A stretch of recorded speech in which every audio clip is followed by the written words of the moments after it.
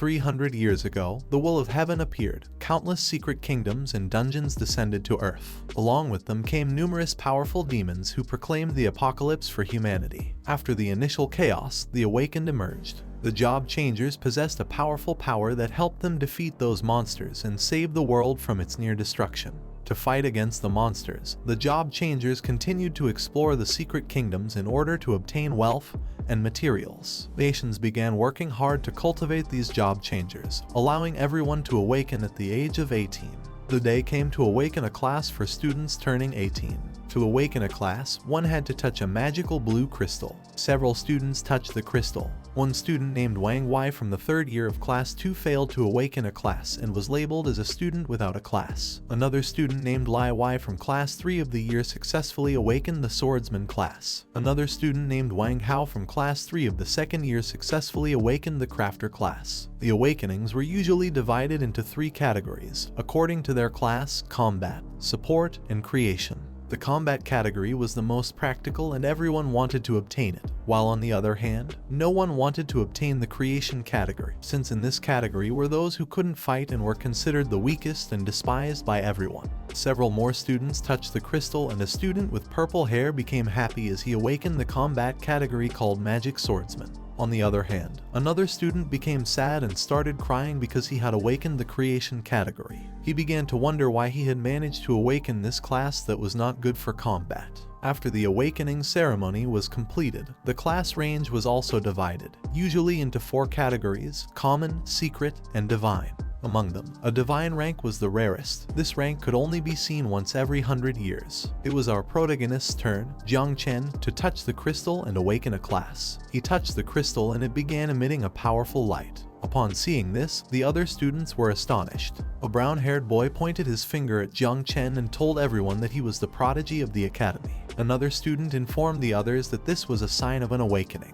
While Jang Chen was touching the crystal, it began to emit a powerful light that started advancing rapidly towards the sky. The students began to wonder what rank this class was. Several thought it could be a divine class, as Jiang City hadn't produced a divine talent in hundreds of years. In a matter of seconds, the crystal started emitting a powerful light that formed a giant tree in the sky, visible from every corner of the city. It was said that every time a divine rank class awakens, a phenomenon occurs that can shake the heavens and the earth. Several seconds later, the awakening of the class was successful, and while Jang Chen was touching the crystal with one hand, he put his other hand in his pants pocket and simply stared at the sky. At that moment, Director Wang appeared. He approached Jang Chen and congratulated him for being the pride of the school. Although he knew that Jang Chen could awaken a combat class, he did not expect him to awaken a divine class. After saying this, Director Wang asked Jang Chen which class he had awakened. Jang Chen turned his head slightly towards the director and was somewhat surprised. With a smile, he explained to Director Wang that the class he had awakened was not a combat class. Upon hearing this, Director Wang was shocked. With a surprised look on his face,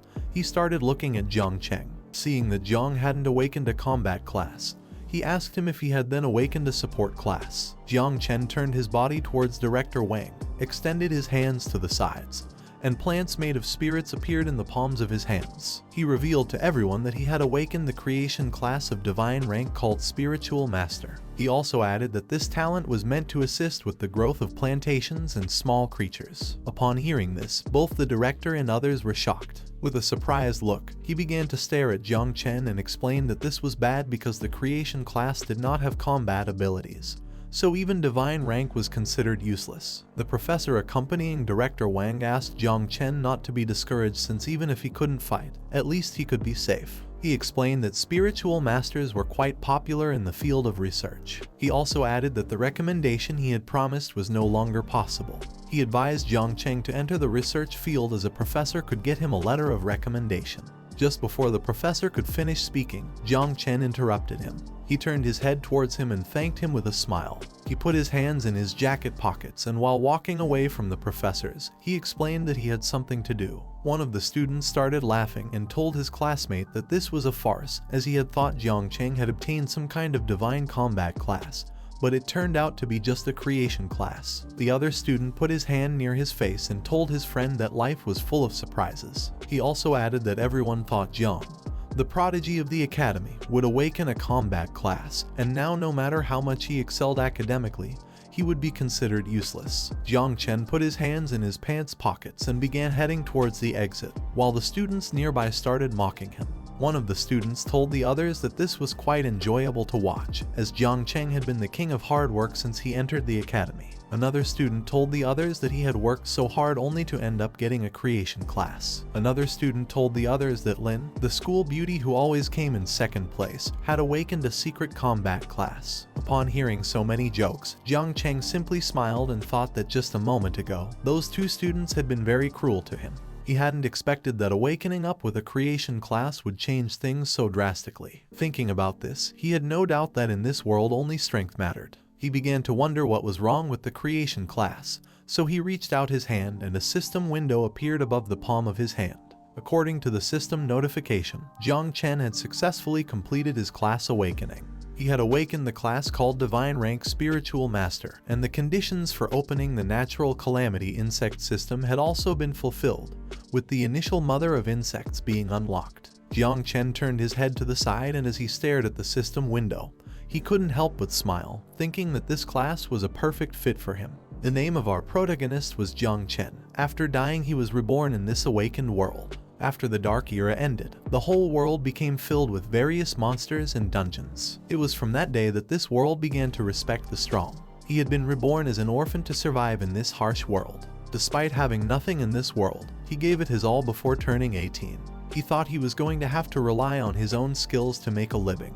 To his surprise, a month ago, on an ordinary day, a system window appeared in front of him to inform him that the Insect Calamity system would be merged after class awakening, and the system would activate after a successful transfer. Jang Chen put his hand on his chin, and while looking at the system window, he thought that the insect race, which had once devastated humanity during the Dark Era, was an extremely powerful race. He had heard that the last time a natural calamity occurred, 9 out of the 12 kings of the human race were sacrificed to seal it.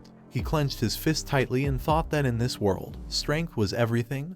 There was nothing to doubt. He began to stare fixedly at the system window, and while his body emitted a powerful energy, he thought that as long as he could use the strength of the insect race for himself, the insect race would have no chance against him. Without thinking any further, Jang Chen activated the system, and by doing so, he was teleported inside the system. He started looking around and became somewhat confused. He began to look ahead. He put his hand near his head to cover his eyes and thought that this was his own sea of consciousness. In front of him there was a great spiritual tree. Upon seeing this, Jang Chen began to wonder if this was his talent. He had not expected it to be a tree. More system windows appeared. Jang Chen had several class talents. These talents were evolutions of all things, and sacrifice was required. They could be used once every 10 days and were limited to 1 use per target. The first talent was called Fruits of All Things. Through sacrifice, Jang Chen could advance the growth progress of fruits, and a special fruit could randomly fall. The second talent was called Improved Growth. This ability allowed him to increase the growth rate of living beings. Currently, this ability increased the growth rate by 10%. By using this ability, Jang could accelerate the growth of all living beings, and the duration of cooldown was 8 hours. Jang Chen put his hand on his chin, and while he was looking at the system window, he thought that this system was good since it had even proactively analyzed his talent. Although these talents seemed to lack combat ability, each one could be applied to his system. While he was distracted, a system window appeared asking him if he would like to start summoning the mother insect. Without hesitation, Jang Chen asked the system to summon the mother insect. At that moment, an evil energy began to emerge from the ground, and a system notification window appeared to inform him that the mother insect was being summoned. As Jang stared at the energy, he thought that the mother insect had a strong presence. Several seconds later, another system window appeared to inform him that the summoning of the natural calamity rank mother insect called 9 Wings of Miasma had been successfully completed. The mother of the insects was a gigantic creature. She began to stare at Jang Chen, who took several steps back and was amazed. The status window of the mother of the insects appeared. She was called 9 Miasma Wing. From the abyss she was known as the Sovereign of Death. Once as a calamity, she caused a catastrophe as great as a natural disaster and then disappeared during the Third Era. The current devouring value of her was 0%. Jang had a 100% affinity with the insect mother. Jang had to proceed with the devouring and start breeding the next generation of insects to unlock abilities. The insect mother approached Jang, who was amazed and began wondering why she was so enormous. The insect mother began to stare at Jang and addressed him as a master. She introduced herself as Little Nine and explained that she was very hungry and wanted to devour fierce beasts. Another system window appeared to inform him that the growth rate of the insect mother had increased by 10%.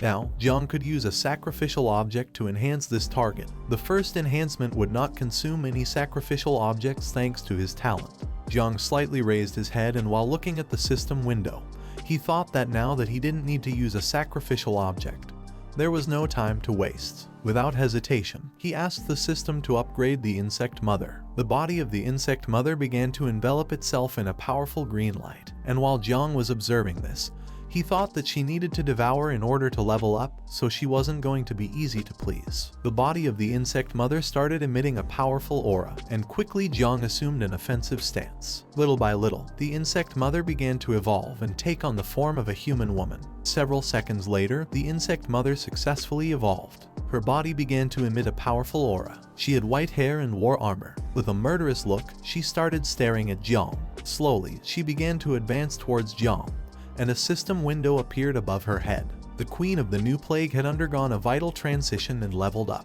Along with leveling up, she gained new abilities. The first ability was called Nurture. With this ability, she could share the experience 10 times with the host. The second ability was called Poisonous Mist. With this ability, she could transform into deadly miasma, corroding everything. The third and final ability was called Communion. This ability allowed her to enhance all of the host's abilities by 20%. Upon seeing the form of the insect mother, Jang was surprised. The mother insect gained momentum and pounced on Jang to give him a hug. She explained to him that Little Nine had evolved. Jang was somewhat confused as he didn't know what was happening. He turned his head slightly towards her and couldn't help but blush upon seeing that the insect mother had evolved into a human form. She stopped hugging Jang, and he started stroking her head. She closed her eyes, clenched both fists, and referred to Jian as a master. With a smile, she explained that Little Nine wanted to devour flesh and blood. While Jang was stroking her head, a status window appeared above her head. Her name was Nine Miasma Wing, and she had 4 abilities: Poison Mist, Feed, Fury, and United. Currently, her devouring value was 0. Once the devouring value bar was filled up, she could start spawning offspring. She had 2 passive abilities called Experience Return and Attribute Enhancement. While Jang was stroking Little Nine's head, he started looking at her stat window and thought that the spiritual master talent could accelerate the devouring growth of the insect mother, as well as her experience growth, which in turn would speed up his own improvement. Furthermore, the insect mother was capable of increasing all his attributes by 20%. Jiang's class and this system were a perfect combination. With this, he didn't need a combat class. He extended his hands to the sides, and a bunch of insects started coming out of the palm of his hands. He turned his head towards the insects and was amazed. As long as he killed and devoured quickly, he could soon have an army of insects. Jiang turned his head towards the great spiritual tree and thought about what the system message had just mentioned. Insects, abyss, a catastrophe as big as a natural calamity. Combined with this incomplete information, it was clear that this was not something that could easily be shown to others. Being discovered could lead him to his demise. He put his hands in his pockets, and while he was looking at the spiritual tree, for now he decided to use his class identity as creation, and the poisonous miasma abilities of the insect mother as cover to devour monsters and increase his strength. Hiding was not Jiang's style. He wanted to become strong enough to show off his skills to the world. While he was lost in thought, the sea of consciousness water began to move. Seeing this, the insect mother quickly jumped up and started flying. As they both looked at the water, Jiang explained to her that this could only mean one thing. At that moment, with a murderous look, the insect mother turned her head back and caught Jiang's attention. While she was looking back, she started to smile and explained to Jiang that she felt there was a threat. At that moment, Jiang exited the system space, and upon seeing what was in front of him, he was shocked. In front of him there was a man much taller than him. This man had black hair, a beard, and had a scar on his eye. The man approached Jang and started staring into his eyes, remaining silent for several seconds. The man asked Jang if the awakening phenomenon that the whole city had seen before had been activated by him. While Jang was staring at the man, he clenched his teeth tightly and realized that he was at least a master rank or higher. He became alert and started wondering why he was being sought after. While the man was staring intently at Jang, his body began to emit a powerful green aura. The people around approached, and even though the man was quite far away, they could feel his strong aura. They started wondering what level of awakened he was. Seeing that he was talking to Jang Chen, they began to wonder if there was some kind of conflict. The man began to stare into Jang's eyes, and upon seeing this, he became somewhat nervous as it was quite strange. This man had been pressuring Jang for a while now without even saying a word, and he didn't know if the man was testing him. At that moment, the insect mother appeared. While she was licking her finger, she approached Jang and with a murderous look in her eyes towards the man, she told Jang that this man was a threat to him. To her, the man seemed delicious and she wanted to devour him. Jang panicked and knew something was wrong. His suspicions were not incorrect as several warning windows from the system appeared. The insect mother had detected a threat to Jang. The system considered that the man would provide a high value for devouring, and the insect mother was about to start devouring him. Jang's body began to emit a powerful aura, which started spreading in all directions. He quickly realized something was wrong because now Little Nine had detected a threat, and she was going to start attacking. Jang's powerful aura reached the students who were previously mocking him. They began covering their faces with their arms and wondering why Jang had such a cold and sinister aura. Jang became furious. With a murderous look, he began to stare into the man's eyes. He realized that when the devouring value was low, the aggressiveness of the insect mother increased. To prevent this from happening, he needed to find some monsters for Little Nine to devour as soon as possible. Seeing the powerful aura emanating from Jang, the man simply started smiling. And upon seeing the man's smile, Jang quickly realized that he wanted to test his strength, but unintentionally activated the insect mother. The good thing was that Jang was still able to suppress the insect mother. Without hesitation, Jang suppressed the insect mother and a system window appeared. He had temporarily suppressed the insect mother and her devouring value was low, so that this would not happen again. Jang had to start with the devouring and breeding of the insect mother as soon as possible. While the man had his hands in his jacket pockets, he began to stare at Jang and couldn't help but congratulate him. Although Jang had just finished his awakening, he was already able to face the man's tests, and even counterattack. The man told Jang that he was worthy of a divine awakening, and he also added that his future was limitless. Jang simply stayed silent, listening. He felt relieved as he hadn't been discovered. He approached the man and while staring into his eyes, asked him who he was. The man began to smile, then extended his hand and introduced himself as Jai Gang, the leader of the Night Watch. He admired Jang's strength and asked if he wanted to join them. Upon hearing this, Jang was surprised as he did not expect Jai Gang to be part of the Night Watch. The Night Watch was an organization specially tasked by Grand Zia with resisting demons and hordes of beasts. Whenever there was a wave of beasts or a new secret realm or dungeon was generated, the Night Watch would always be the first to investigate or eliminate them directly. Due to the constant fight on the front lines, the mortality rate of the Night's Watch was extraordinarily high, and most people avoided it, but for Jang it was different. The insect mother needed to continuously devour the flesh and blood of monsters to accumulate devouring value and produce offspring. Currently, Jang needed an opportunity to confront large monsters, and once the devouring value was complete, the insect mother would start reproducing, and no one knew how much commotion she would cause. For this reason, the wild nature was a good place for breeding the insect mother. As long as Jang joined the Night Watch, whether by devouring or reproducing, the risks they presented could be easily dealt with. While Jang was looking at Jai Gang's hand, he couldn't help but smile since the Night Watch organization was perfect for him. The students started saying that the Night Watch had a high mortality rate. Most people didn't even go there, so the students thought that Jang Chen wouldn't join the Night Watch. Upon hearing this, Jai Gang forced a smile at Jang and told him that all the rumors about the Night Watch were a thing of the past. In order to prevent Jang from rejecting the offer, Jai Gang told him that as long as he was willing to join them, he would receive comprehensive training. Due to his divine rank, his resources were very valuable to the Night Watch. Without thinking twice, Jang shook hands with Jai Gang and called him leader, telling him that there was no need for further explanation. Jang began to stare into Jai Gang's eyes and told him that in order to restore the glory of the Night Watch, Their generation should not shy away from their duty. After saying this, he explained to Jai Gang that he was willing to join the Night Watch. Upon hearing this, Jai Gang became somewhat confused. What he didn't know was that Jang planned on relying on them for the insect breeding. Jai Gang was shocked and asked Jang if this was true. Just before Jang could answer his question, the mother insect appeared and started sending system notification windows to Jang. She was very furious. She explained to Jang that she was not happy with this because she wanted to eat the man. After saying this, she started telling him that she was very hungry. Upon hearing this, he became nervous, closed his eyes and told Jai Gang that what he was saying was true. After saying this, he left with the excuse of having an important task to do. He began to distance himself from Jai Gang, slightly turned his head towards him, waved goodbye and told him that in 3 days he would be punctually present at the Night Watch headquarters. Jai Gang simply turned his head towards him and remained silent. He may have thought that this was going to be more complicated.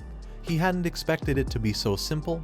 He had forgotten to ask Jang what hidden profession he had. At that moment, 2 men fell from the sky and landed near Jai Gang. One of them was the 8th elder of the Martial Arts Academy. Jai Gang turned his head towards them and told the elder that if he was here to snatch people from the Night Watch, then he had arrived too late. The elder asked Jai Gang where the guy who awakened a divine rank creation class was. Upon hearing this, Jai Gang became somewhat confused. He turned his head towards the old man and asked him what he was talking about. The old man approached him and, while looking into his eyes with a surprised expression, asked if he was planning to let a divine ranked awakened from the creation category join the Night Watch just to die. Upon hearing this, Jai Gang realized that Jang had the divine rank creation class. At the same time, Jang went to the city. A man named Uncle Wang asked him if he had been the one who caused the phenomenon in the main city. Jiang replied yes. A woman with purple hair approached Uncle Wang. She put her hand on her waist and asked him to lower his voice or he could die if someone looking for trouble came.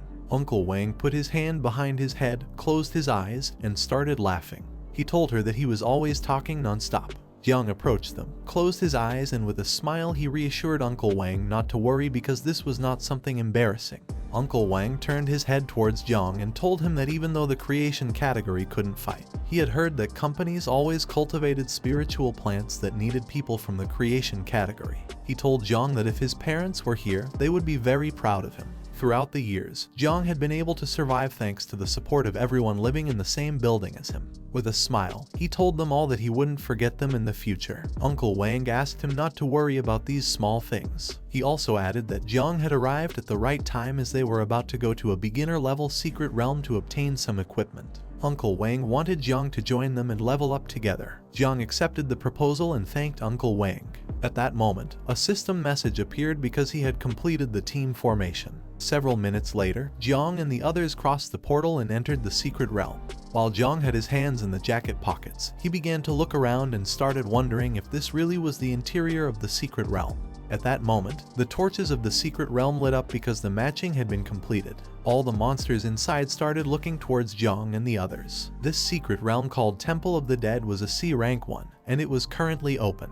The secret realm guaranteed a 100% drop rate for items and equipment. Experience points were going to be calculated after completing the secret realm.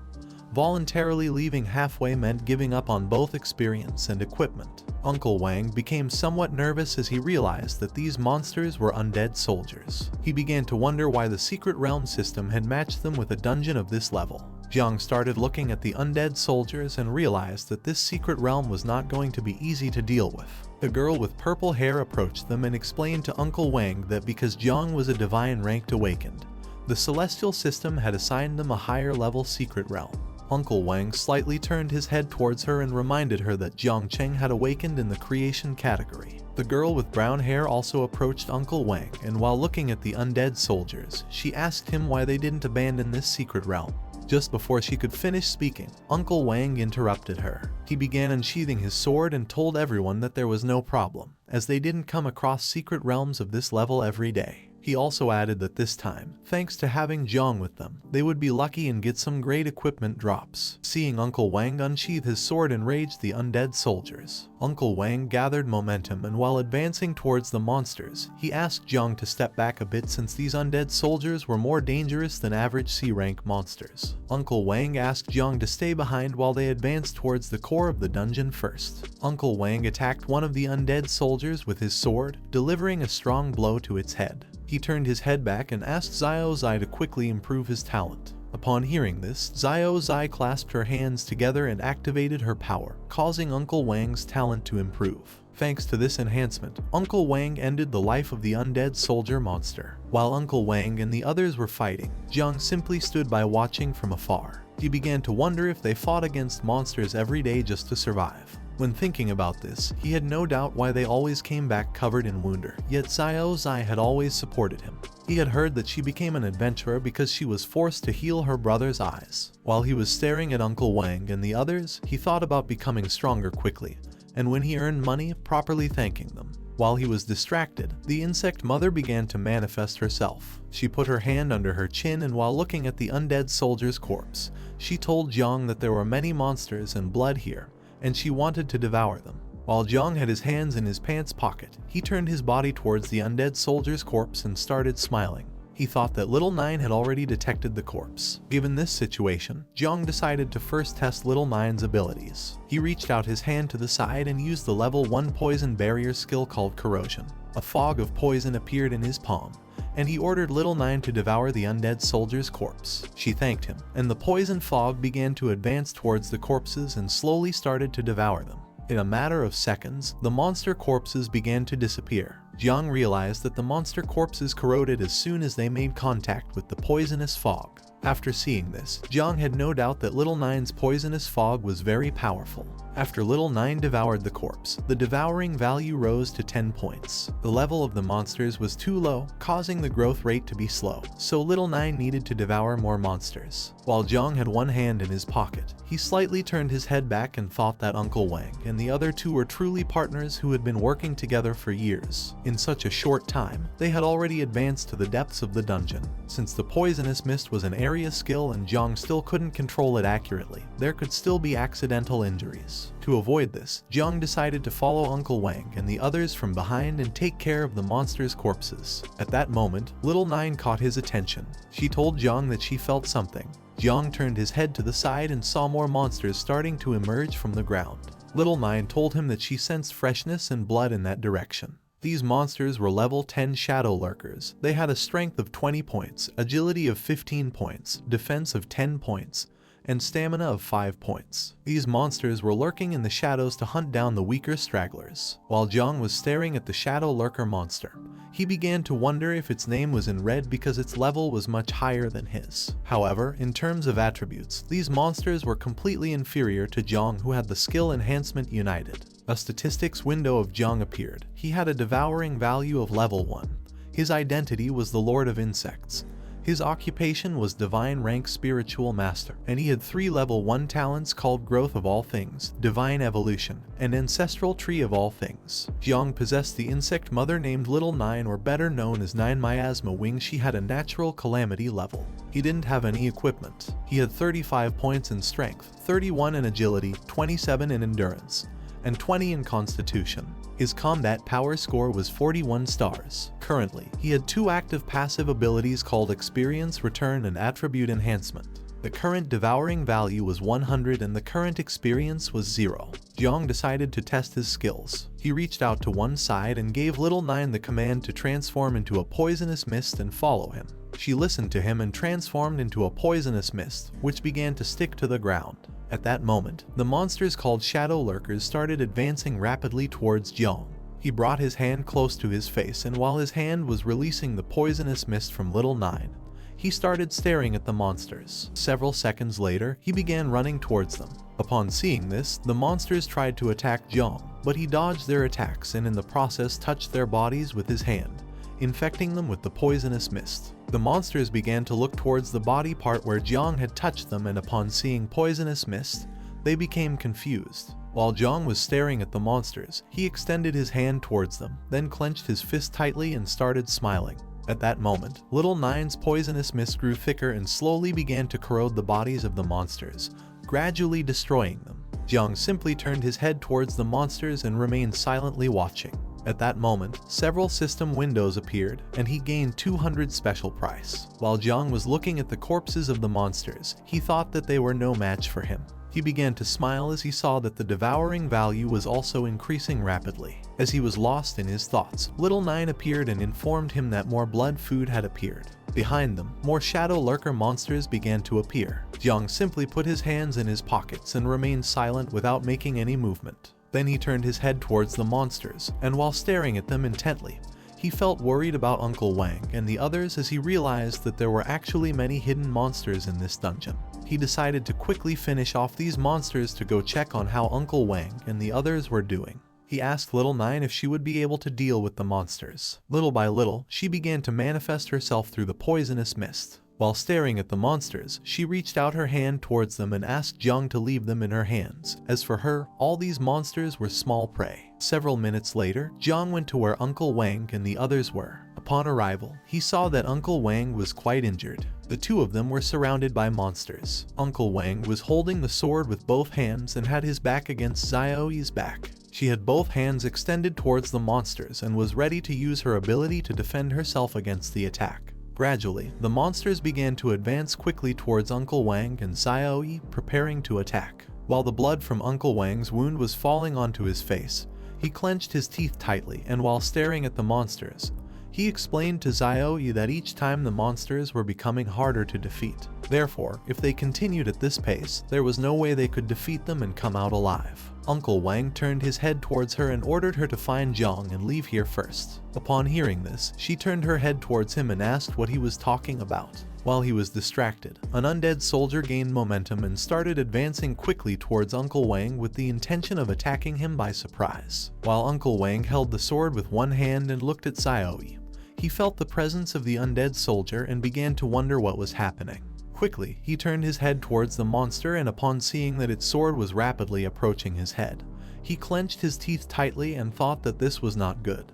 At that moment, Jang appeared. He reached out towards the monster and used Little Nine's poisonous mist ability. Just before the undead soldier's sword could impact Uncle Wang, the poisonous mist stuck to its body and slowly began to corrode it, destroying it in the process. While little by little the body of the undead soldier was disappearing, Uncle Wang turned around, and upon seeing this, he was surprised and confused at the same time, and began to wonder what was happening. At that moment, Jang asked Uncle Wang and the others if they were okay. Upon hearing Jang's voice, Uncle Wang turned his head back, and upon seeing Jang, he clenched his teeth tightly and remained speechless. As Jang slowly approached them, he reached out his hand to one side and used Little Nine's poisonous mist, infecting the undead soldiers and destroying them in the process. While little by little all the undead soldiers were being corroded, Uncle Wang turned his body towards Jang. While holding the sword with one hand, he stared at Jang and asked him how a creation class awakened like him was able to do this. Jang stopped in front of Uncle Wang, and while his body emitted a powerful energy, he turned his head towards him and explained with a smile that he had a hidden ability called Poisonous Mist. After saying this, he extended his hand to the side and used Little Nine's Poisonous Mist ability again. Seeing that Uncle Wang was injured, Jang asked Xiaoyi and Xiaolai to quickly take him to the portal of the secret realm. He also added that he planned to stay behind to cover them.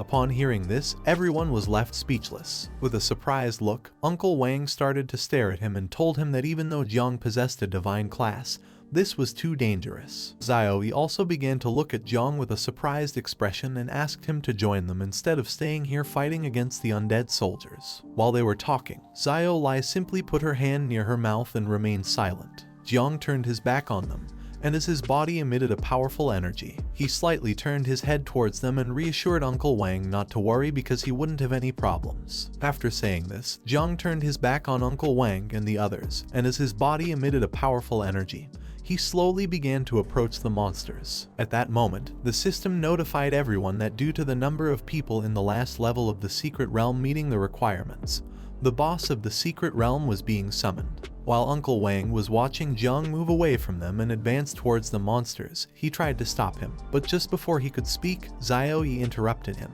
She turned her head towards him and reminded him that Jang was not a reckless person, so she asked him to trust him. After much consideration, Uncle Wang decided to trust Jang.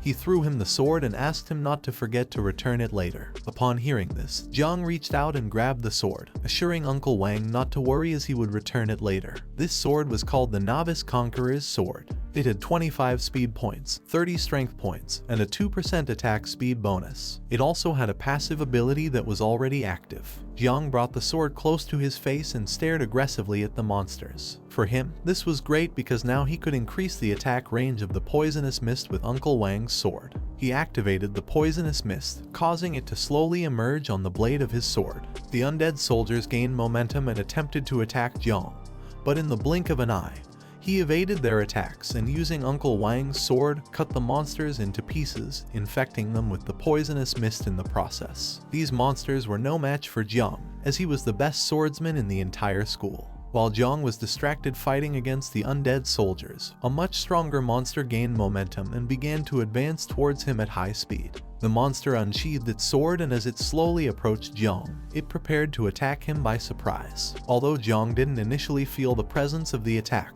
once he turned his head to the side, he saw the monster approaching him at great speed. Jang gathered momentum and made a big leap, dodging the monster's attack and causing its sword to strike the ground. The monster's attack was so strong that it even shattered the ground into pieces. Upon seeing that Jang had dodged the attack, the monster began to stare at him with a murderous look, then tightly gripped the sword and, upon seeing that he was in the air, attacked again. Luckily, Jang managed to block the attack in time using Uncle Wang's sword. However, due to the difference in strength, the sword that Uncle Wang had lent him broke in half, causing Jang to be thrown backwards. Quickly, Jang stepped on the ground and managed to stop his body in motion. Then he turned his head to the side and, upon seeing that Uncle Wang's sword had broken, he was surprised. This boss was stronger than he had imagined. Jang was more worried about the sword than the boss, as he didn't know how to explain to Uncle Wang that his sword had broken. The boss of the secret realm was called Undead King and was level 15. The Undead King stood up and, while holding the sword in one hand, started staring at Jang with a murderous look. At that moment, the body of the Undead King began to vibrate, and in the blink of an eye, it appeared behind Jang and prepared to attack. Upon realizing the presence of the Undead King, Jang became terrified and started wondering how the boss had moved at such a high speed. Jang turned his head towards the Undead King, and while looking at it with an aggressive gaze, he called for Little Nine. Just before the Undead King's sword could strike Jang, Little Nine appeared and grabbed hold of the blade. She began to stare fixedly at the Undead King and asked Jang if she could eliminate him. Without hesitation, Jang replied yes. Upon hearing this, Little Nine became happy and, using only her hand, she broke the blade of the Undead King's sword into pieces. She extended her hands to the sides and her body started emitting a powerful energy that began to move in all directions. Upon seeing this, the Undead King became alert. Now that it had lost his sword, it decided to attack using its fists. Taking advantage of Little Nine's distraction, the Undead King began to advance quickly towards her with the intention of attacking her by surprise. At that moment, Little Nine opened her eyes and her body changed drastically. With a killer look in her eyes, she started staring directly at the Undead King and used the tentacles to defend herself. She adopted an offensive stance and, using her tentacles, she began to attack the Undead King with a series of blows. Her tentacles were as sharp as swords. Little by little, her sharp tentacles started to destroy the body of the Undead King. First, she cut off its left arm and then its right arm, and finally she cut off its head. She impaled the tentacle into the head of the Undead King, then turned around, and the boss's body fell to the ground. She took the head of the Undead King in her hand, and while her body was emitting a powerful energy, she began to approach Jang. Seeing how powerful she was, Jang couldn't help but smile. He couldn't believe that Little Nine was so calm in front of a secret realm boss. He thought that now that the boss had been defeated, the portal would open. Little Nine gained momentum and landed near Jang. At that moment, an energy crystal appeared in front of him. While he stared at the crystal, he started to wonder what it was. The energy crystal began to rise in the sky and slowly started extracting magic from the corpses of the monsters. Upon seeing this, Jang was amazed. Several seconds later, the energy crystal began to glow, causing a giant monster to appear. This monster was called Undead Tyrant, and it was 20 times bigger than Little Nine and Jang. With a killer look, the Undead Tyrant began to stare at Jang and Little Nine. Seeing that the crystal had transformed into a monster, he started to wonder if the energy crystal was the true boss of this secret realm. Jang turned his head back, clenched his teeth tightly, and ordered Little Nine to destroy the energy crystal inside the Undead Tyrant. While the monster stared at Jang, it began to roar. The monster struck Little Nine with a mace, but in the blink of an eye, she gained momentum and propelled herself off the wall, dodging the attack. Upon seeing that she had dodged the attack, the Undead Tyrant prepared to attack again. It attacked Little Nine once more, but she gained momentum and made a big leap in the air, evading the attack in the process. This caused the monster's mace to hit the ground, shattering it into pieces. While Little Nine was in midair, with a murderous look on her face, she began to stare intensely at the undead tyrant and then extended her hands towards it, causing sharp tentacles to quickly advance towards it. She began to attack the boss using her sharp tentacles, but effortlessly it dodged all the attacks as if nothing. Seeing that the undead tyrant, being such a large monster, was able to move at such high speed, Jang was surprised. He clenched his teeth tightly and started thinking of a plan. Looking down at the ground, he saw several plants among the debris. Upon seeing this, he decided to take advantage and use his divine creation class called Spiritual Master. He began to stare at the plants and thought that he only had one chance. Jang realized that the undead tyrant was too fast and each of its attacks were also powerful. The undead tyrant lifted the mace from the ground and gained momentum. For Jang, it was like a raging bull that had gone out of control. But this was also a weakness. Little Nine tried to attack the undead tyrant using her sharp tentacles, but it started spinning its body at high speed and dodged them effortlessly. Gaining momentum, it began to quickly advance towards Jang. Several seconds later, it made a big leap. Jang lifted his head towards the undead tyrant, and while staring at it intently, he thought that this was not good. He had already sensed it just now. There were many hidden roots beneath the ground. While the undead tyrant was in the air, it grabbed the mace with both hands, and as it quickly advanced towards Jang, it prepared to attack. As Jang watched it slowly getting closer, he decided to use his talent at the moment when it got close enough, and this would stop it in its tracks. Several seconds later, once the undead tyrant got close enough, Jang started staring at it and decided that this was the moment. He reached out his hand towards the ground and a green symbol appeared in it. He used his talent, and gradually the spiritual roots hidden beneath the ground began to emerge. Jang turned his body towards the undead tyrant, and while giving it a deadly stare, he extended his hand towards it. In a matter of seconds, 4 spiritual roots emerged from the ground and attacked the undead tyrant, piercing through its body in the process, and trapping it in midair, rendering it unable to move. While Jang had his hand extended towards it, and his body was emitting a powerful aura, he began to look at Little Nine and told her that it was now her turn. In the blink of an eye, Little Nine reached the undead tyrant. She placed a hand on its head, and while preparing her claws with the other, she stared at it with a murderous gaze and responded to Jang with the understood master. Upon realizing that Little Nine was ready to attack, its expression changed drastically as it realized that something bad was about to happen. It tried to defend itself, but it was in vain.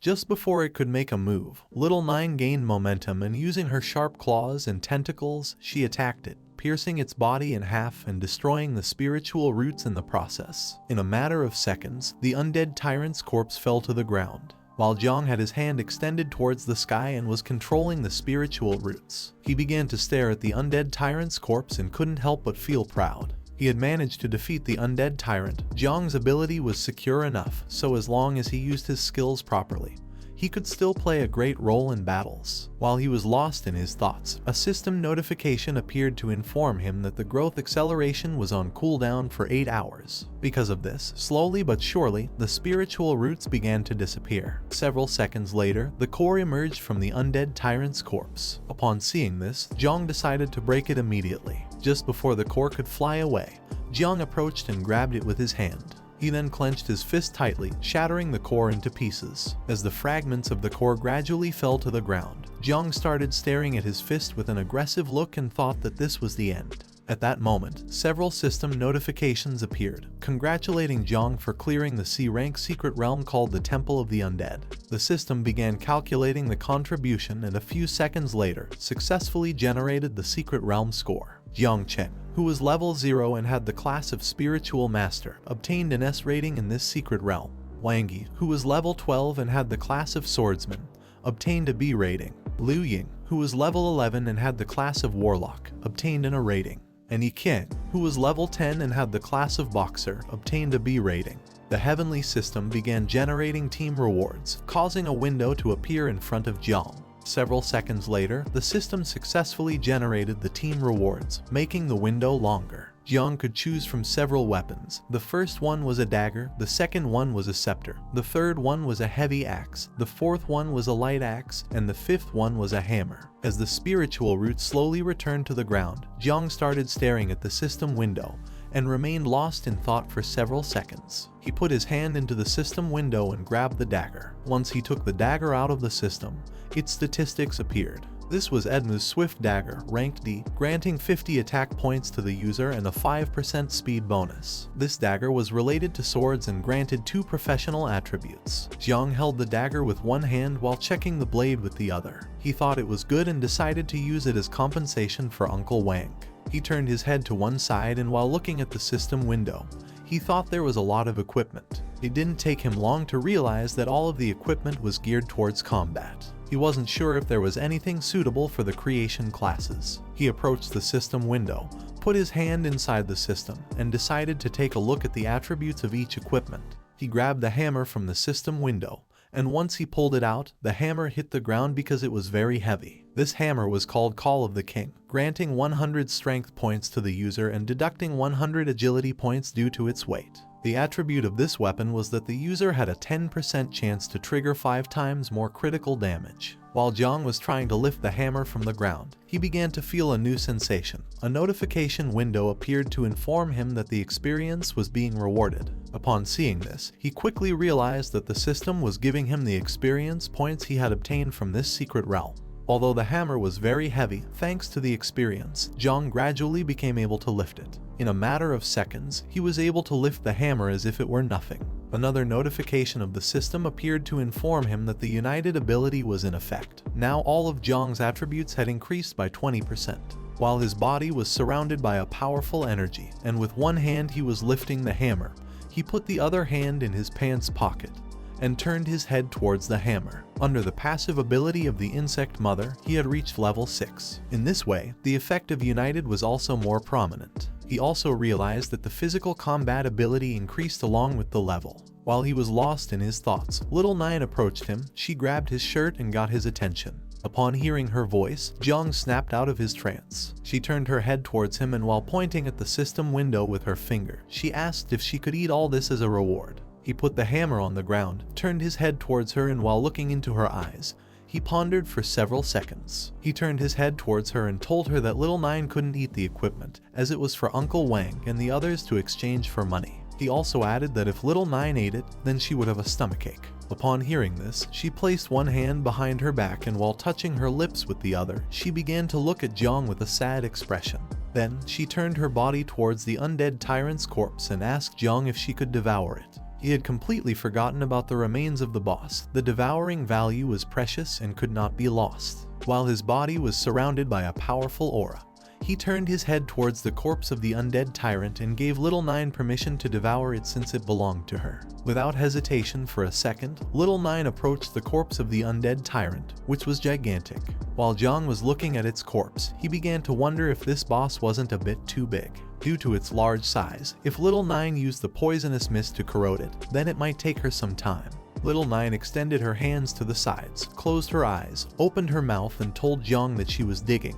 At that moment, her body started vibrating and in a matter of seconds she returned to her natural form. After returning to her natural form, she began to look at the corpse with a murderous gaze, opened her mouth, and started approaching it. Despite the fact that the undead tyrant's corpse was gigantic, compared to the mother insect's natural form, it was minuscule. Seeing that she had returned to her natural form to devour the corpse, Jang was terrified. She opened her mouth and while rapidly advancing towards the boss corpse, she began roaring. She began to devour the corpse, creating a strong gust of wind in the process. Jang took advantage of this and removed all the equipment from the system window. While holding the hammer with one hand, he started covering his face with the other. Little Nine's roar was too loud, but luckily they were in the secret realm. If this had happened in the main city, they would have been discovered no matter how well they tried to hide. Once she finished devouring the corpse, a system notification appeared and granted Jang 400 devouring points. While Jang was covering his face with his arm, he realized that the devouring value was increasing rapidly. He thought that, as expected, the value of the boss's meat was different. He realized that they needed to eat more boss-type monsters to increase the devouring value. While he was lost in his thoughts, someone started approaching them.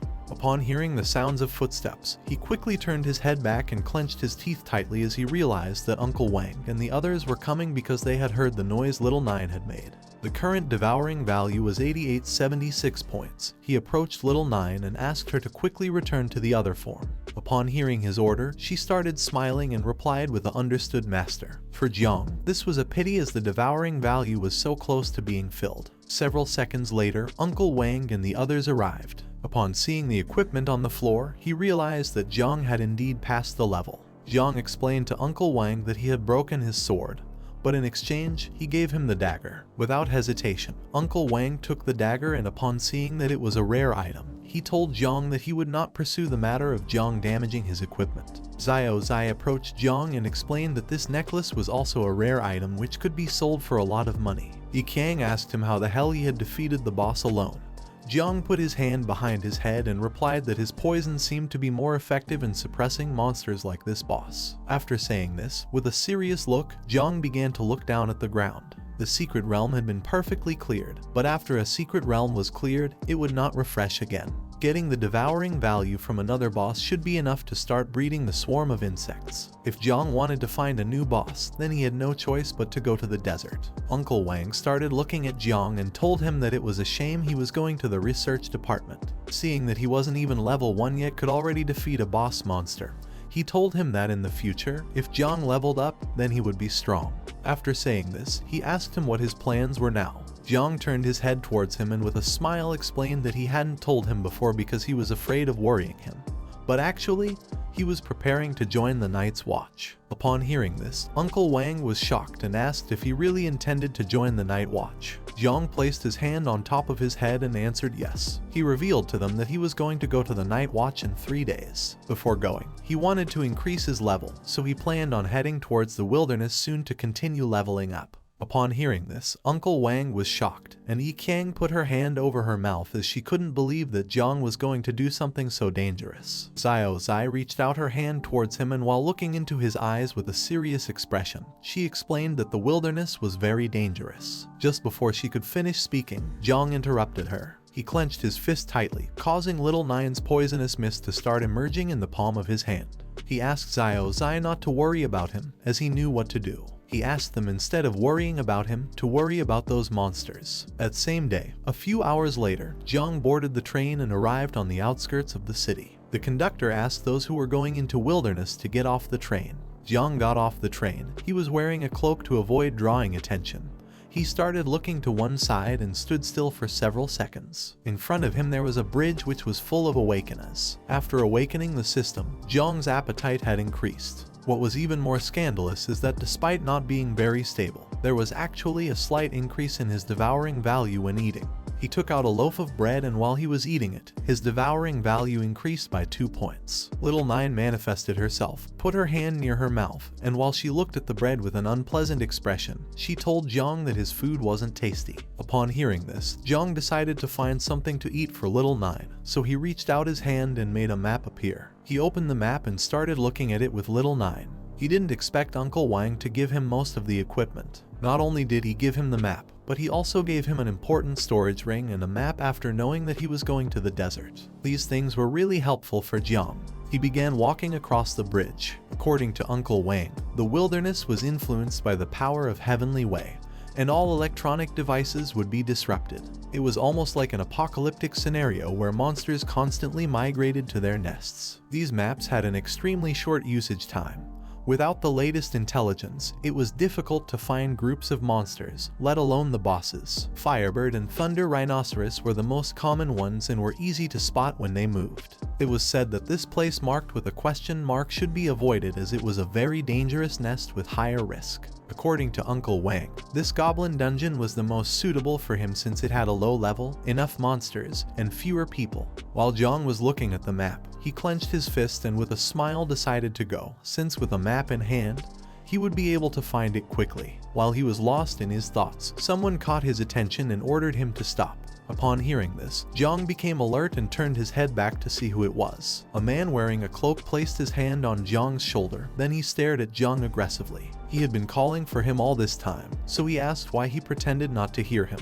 He just wanted to ask him something. He asked Jang if he had seen a girl with golden hair around here. Jang turned his head towards him and with a murderous look replied that he hadn't and also advised him to watch his mouth. At that moment, the poisonous mist from Little Nine started emanating from his shoulder and stuck to the man's hand. He quickly moved his hand away from Jang's shoulder and became somewhat confused. While he was looking at his hand, he clenched his teeth tightly and began to wonder if this was poison. He didn't know how this could be possible since Jang didn't seem to have reached level 10 yet. However, Jang couldn't harm him as the man was a level 27 main defense warrior. Jang turned his back and as he walked away, advised him to hurry up and find a healer since his poison must be difficult to cure. He also advised him to take care of his brain. After saying this, he bid farewell to the man. Upon hearing this, the man couldn't help but get angry. He called Jang's attention and asked if he had given him permission to leave. Upon hearing this, Jang turned his head towards him and began to look at him with a murderous gaze. The man approached Jang,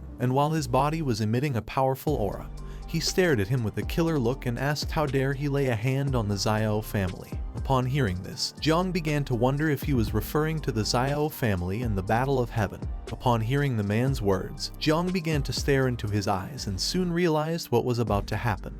His suspicions were correct. The man attempted to strike him with all his strength, but to his misfortune, Jang had already anticipated it. He simply gathered momentum and leaped to the side, evading the attack, causing the man's fist to impact against the ground, shattering it into pieces. While Jang was in the air and moving away from the man, he put his hand in front of his face and with an aggressive look, began to stare at the man and wonder what the Xiao family was. Seeing the man's attitude, Jang realized that he wasn't normal. The man was very angry. He clenched his teeth tightly and while staring at Jang with a murderous look, he began to approach him at high speed. He unsheathed his sword and couldn't help but praise him for being quite fast. Upon seeing that things had reached this point, Jang removed his hood and extended his hand to the side, causing Little Nine's poisonous mist to appear. He began staring at the man intently and told Little Nine that it was no longer necessary to hold back. Upon hearing this, she manifested herself through the poisonous mist and while staring at the man with a murderous look, responded with an understood. Upon seeing the poisonous mist, the man became even more aggressive. He started shouting and asking Jang if he really believed he would scare him again with the same trick. Just before Jang could teach this bastard a good lesson, someone appeared and addressed the man as Zheng Tai, reminding him once again that they had to act discreetly. Upon hearing the voice, Zheng Tai's expression changed drastically. He clenched his teeth tightly and as he slowly turned his head back, he couldn't help but feel afraid. Jang simply stood silently observing and began to wonder what was happening. A man with blue hair wearing a hood appeared behind Zheng Tai. He was quite angry. He started staring at him with a murderous look and asked him what he was doing here. When he had asked him to search for someone, Zheng Tai was scared shitless. He clenched his teeth tightly, and as he slowly turned his head back, he began to tremble and tried to give an explanation. But just before he could speak, the man interrupted him, turned around, slightly turned his head towards him, and with a disappointing look called him trash that only caused problems. Upon hearing this, poor Zheng Tai became even more scared shitless, and just before he could utter a word, the man delivered a strong punch under his chin, causing him to start bleeding from his nose. This man was part of the Xiao family. While his body emitted a powerful energy, he turned his head towards Zheng Tai and with a murderous look reminded him once again that he was nothing but a dog of the Xiao family who had no right to use the name of the Xiao family. Immediately, Zheng Tai fell to his knees on the ground, bowed his head before him, and apologized, explaining that he would not forget it in the future. Now that there was going to be no action, Jiang put his hood back on, turned his head towards them, and silently observed them. Incredibly, he had not sensed the presence of the man. It didn't take long for him to realize that this guy was more dangerous than the previous warrior. While Zheng Tai was getting up, the man began to approach Jiang and apologized, explaining that his dog tended to bite things. He was willing to compensate the protagonist for this. Jiang simply asked him not to worry as it wasn't necessary. Upon hearing this, the man approached him and with a smile asked if he was going to go to the desert. The man approached him and while his body was emanating a powerful energy, he began to stare into his eyes and asked if he wanted to go to the desert together. Jiang simply started staring into his eyes and remained silent for several seconds. Then he turned his back on them and as he slowly distanced himself from them, he refused to go with him as he preferred to go alone. Upon hearing this, the man simply watched as Jiang walked away and remained silent. He thought that he was quite an interesting person. He knew that Jang had awakened the divine class of creation called Spiritual Master. Once Jang had distanced himself enough from them, Jang Tai stood up, approached the man, and asked him if he should continue searching for the person he had been entrusted with. The man slightly turned his head towards him, and while looking into his eyes, he replied that no, because by the time he finished, it would already be too late. Besides, he had already found the clues. The girl they were looking for had escaped from the city and probably wanted to cross the desert to reach the nearest station. He took off his hood using his hand, and as he was moving away from Jang Tai, he asked him not to allow her to arrive alive at the inn, giving him the order to call back all scattered servants and come with him to the desert. Jang Tai placed both hands on his chest, lowered his head, closed his eyes, and responded with a understood. Humans had spread widely across this planet and had built countless cities. However, with the arrival of the awakened era, waves of beasts, secret realms, and dungeons invading human homes led to the constant remodeling of ancient human dwellings with great power. Nowadays, only the awakened ones who sought power would return to these places to fight against monsters, level up, and obtain wealth. Now these places are known as wildlands. Jang began to advance through the area, and along the way he came across a bunch of rats. Several hours later, Jang arrived at a remote and destroyed part of the city. While he was walking, he started to feel as if he had gotten lost. He was heading towards the goblin beast's nest, and he had been walking for several hours already. It was already nighttime and he still hadn't arrived. Little Nine was hungry, so she hunted a rat, climbed onto Jang's head, and while holding it in her mouth, she realized that it didn't taste good. She came to the conclusion that she couldn't eat just anything. Along the way, Jang had seen many monsters, but now that he had reached this area, he couldn't even spot a strong monster. These monsters granted a very low devouring value if Jang didn't find a beast boss nest, considering the time it would take him to return. He couldn't waste much time as it could delay his entry into the night watch. While Jang was walking, he began to look ahead with a serious gaze and became lost in his thoughts. Just then, the sky started filling up with dark clouds until several seconds later, it started raining. At that moment, a giant spider lurking in the area noticed Jang's presence, and as it slowly descended towards him, it began to stare at him with a murderous gaze. Jang reached out his hand to the side, and as raindrops fell onto his hand, he realized that this rain was a magical fluctuation, which meant he had entered an area where some beast lairs were located. He couldn't help but feel joy because even though they had made a mistake in searching for the beast's nest, luckily they had found it. Now the only thing left was to quickly find the monster in order to completely fill the devouring bar for the first time. Several seconds later, Jang turned his head back and saw the monster slowly approaching him. Both started to stare into each other's eyes and remained silent for several seconds. Little Nine manifested, and while she was staring intently at the monster, she asked Jang if he wanted her to intervene. Jang slightly raised his head, and while looking at the monster, he replied to her that it was not necessary since the level of this monster was not high and it only seemed to have a slightly larger body size than the other monsters. Taking advantage of this, the monster descended to the ground and began preparing its sharp legs to attack him. With a killer look, the monster began to attack Jang using its sharp legs, but without much effort. He gained momentum and started dodging the attacks with small jumps as if nothing. Then, taking advantage of the moment, he gathered strength and took a big leap. In the blink of an eye, he appeared on top of the monster, clenched his fist tightly, and prepared to strike. The monster lifted its head and, upon seeing Jang, became terrified and started wondering what was happening. Jang struck the monster forcefully, causing its body to hit the ground, ending its life and destroying the floor into pieces. While Jang was lost in his thoughts, Little Nine appeared. She placed her hand on her forehead and informed him that more monsters had appeared. Upon hearing her voice, he snapped out of his trance, turned his head to the side, and was surprised. The sound of his strike had caught the attention of all the other monsters hiding in the area. While Jang was standing on top of the monster's corpse, the giant spiders began to approach him. Upon seeing this, he reached out his hand to the side and used the poisonous mist, summoning the dagger he had obtained earlier in the secret realm. While he and Little Nine were staring at the giant spiders, he told her that it was time to enjoy a good meal. Both of them started staring at the giant spiders with a killer look, and he asked her if she was ready, to which she responded without hesitation that she was. Jang activated Little Nine's poisonous mist, gained momentum, and in the blink of an eye, attacked the spiders using his dagger, cutting their bodies into pieces and infecting them with the poisonous mist in the process. As they advanced, their levels also increased rapidly. If they kept fighting monsters on the way back, they could at least level up 2 more times. In a matter of seconds, the monsters began to die. Those who had not received a mortal wound died due to the poisonous mist, which started corroding their bodies. In the blink of an eye, all the monsters died, forming a pile of corpses. Jang approached and asked Little Nine to devour the remains of all these monsters. She became quite happy, extended her hands to the sides, and thanked him. At that moment, she started looking to one side and informed him that something big, powerful,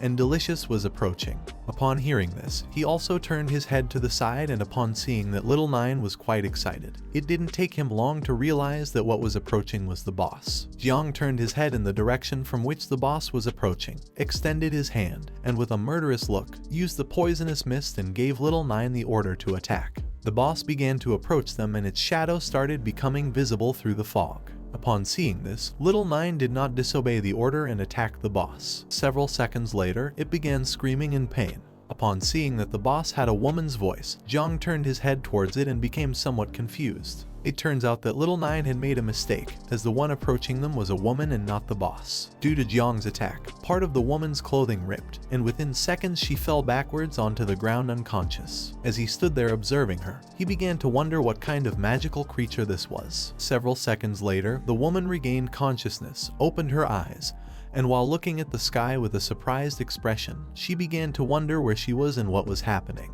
She started to sit up with the help of one hand, placed the other on her head, and as she gradually regained consciousness, she began to wonder what kind of place this was. She remembered not having come here, while she had her hand on her head, and slowly was trying to understand the situation. Jiang approached her, sat down next to her, rested his elbows on his knees, closed his eyes, and with a pleasant smile, asked if she was awake. Upon hearing Jiang's voice, she became alert and began to wonder who he was. Without wasting a second, she stood up and hopped away from him. She adopted an offensive stance, and while looking at Jiang, she asked him who he was and also requested that he not approach her. He stood up, turned his body towards her, and with a calm voice, he asked her not to worry since he was just a job changer who had come to the desert to fight monsters. He also added that he hadn't come to harm her. Upon looking more closely, she remembered who Jiang was. She placed a hand on her chest, began pointing at Jiang with the other, and while staring at him intently, she told him that she knew he was the one who had attacked her before. Upon hearing this, Jiang became somewhat nervous, closed his eyes, and with a smile apologized to her, explaining that he had mistaken her for a monster. Upon seeing that Jiang was quite attractive, she couldn't help but blush. She turned her head towards him and asked how anyone could say that beautiful girls like her resembled monsters. She couldn't help but call him presumptuous. She entered into panic. Quickly she started touching her head and face to see if her nose and ears were still where they should be.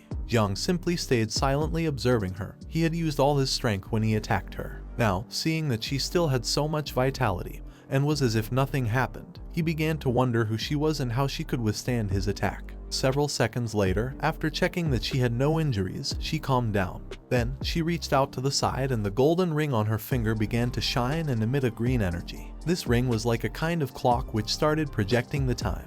Upon seeing the time, she realized that she had wasted too much time. She turned her back on Jiang and while walking away from him, decided to leave quickly before they caught her. While she was slowly moving away, Jiang simply remained silent. He began to stare at her intently and started wondering why she was running away and who were the people chasing her. The woman moved away from him a little, but suddenly stopped abruptly. She put her hand on her mouth and started biting her nails. Jiang didn't take long to realize that something was wrong.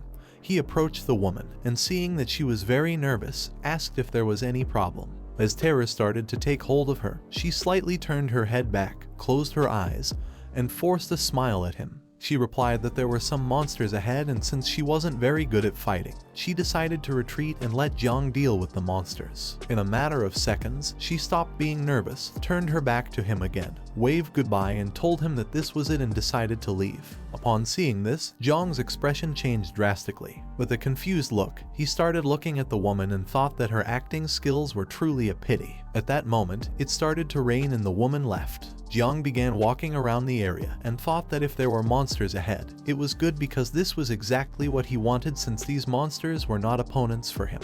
Although they gave him devouring points, there was a problem. Jiang slightly turned his head to one side and with a serious look, he thought that dealing with other job changers was going to be difficult. The desert had always been a lawless place where many people dedicated themselves to killing and stealing goods. He began to question whether it was a good idea to capture the woman from before and ask her again.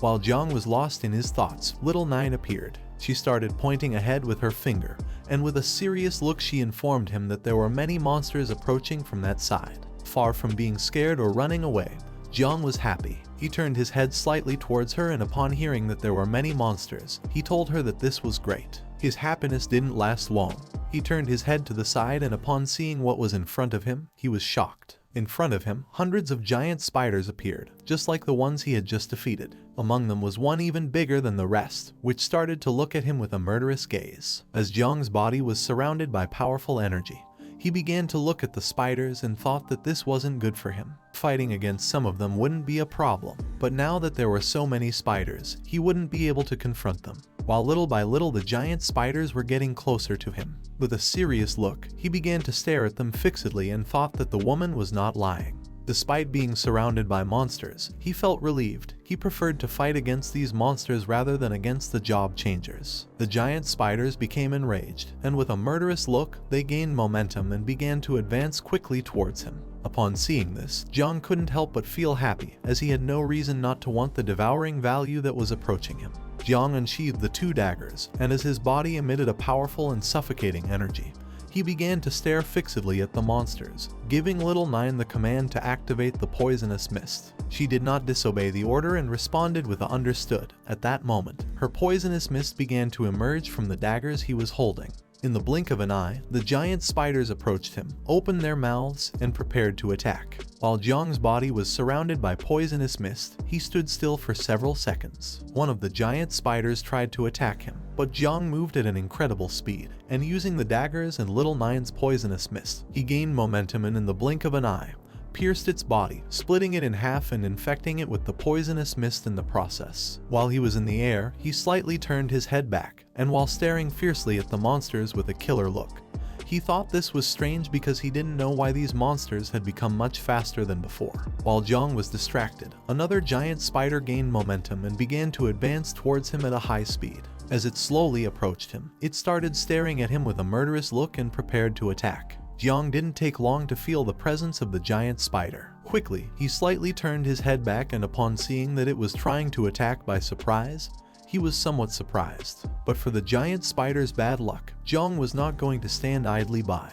Just before it could make a move, in the blink of an eye, Jang cut its body into pieces using the daggers. The pieces of its body fell to the ground, and several seconds later Jang landed on the ground. While he was holding the two daggers with both hands, and his body was releasing the poisonous mist of little Nine. With a murderous look, he began to stare at its corpse and realized that this wasn't right. Although he had reacted in time to the attack, and had ended its life in the blink of an eye, he had received a small cut on his abdomen in the process. At that moment, the small spiders began to advance rapidly towards him, and he didn't take long to realize that these monsters were actually cooperating with each other. Upon closer inspection, Jang saw a spider that was very different from the rest. This spider had 6 eyes and was much larger, so he quickly came to the conclusion that this spider was the boss. Upon seeing this, he began to question whether this boss was commanding the others. In the blink of an eye, thousands of spiders appeared and surrounded Jang. While his body was releasing little Nine's poisonous mist, he started staring at the boss, and instead of running away,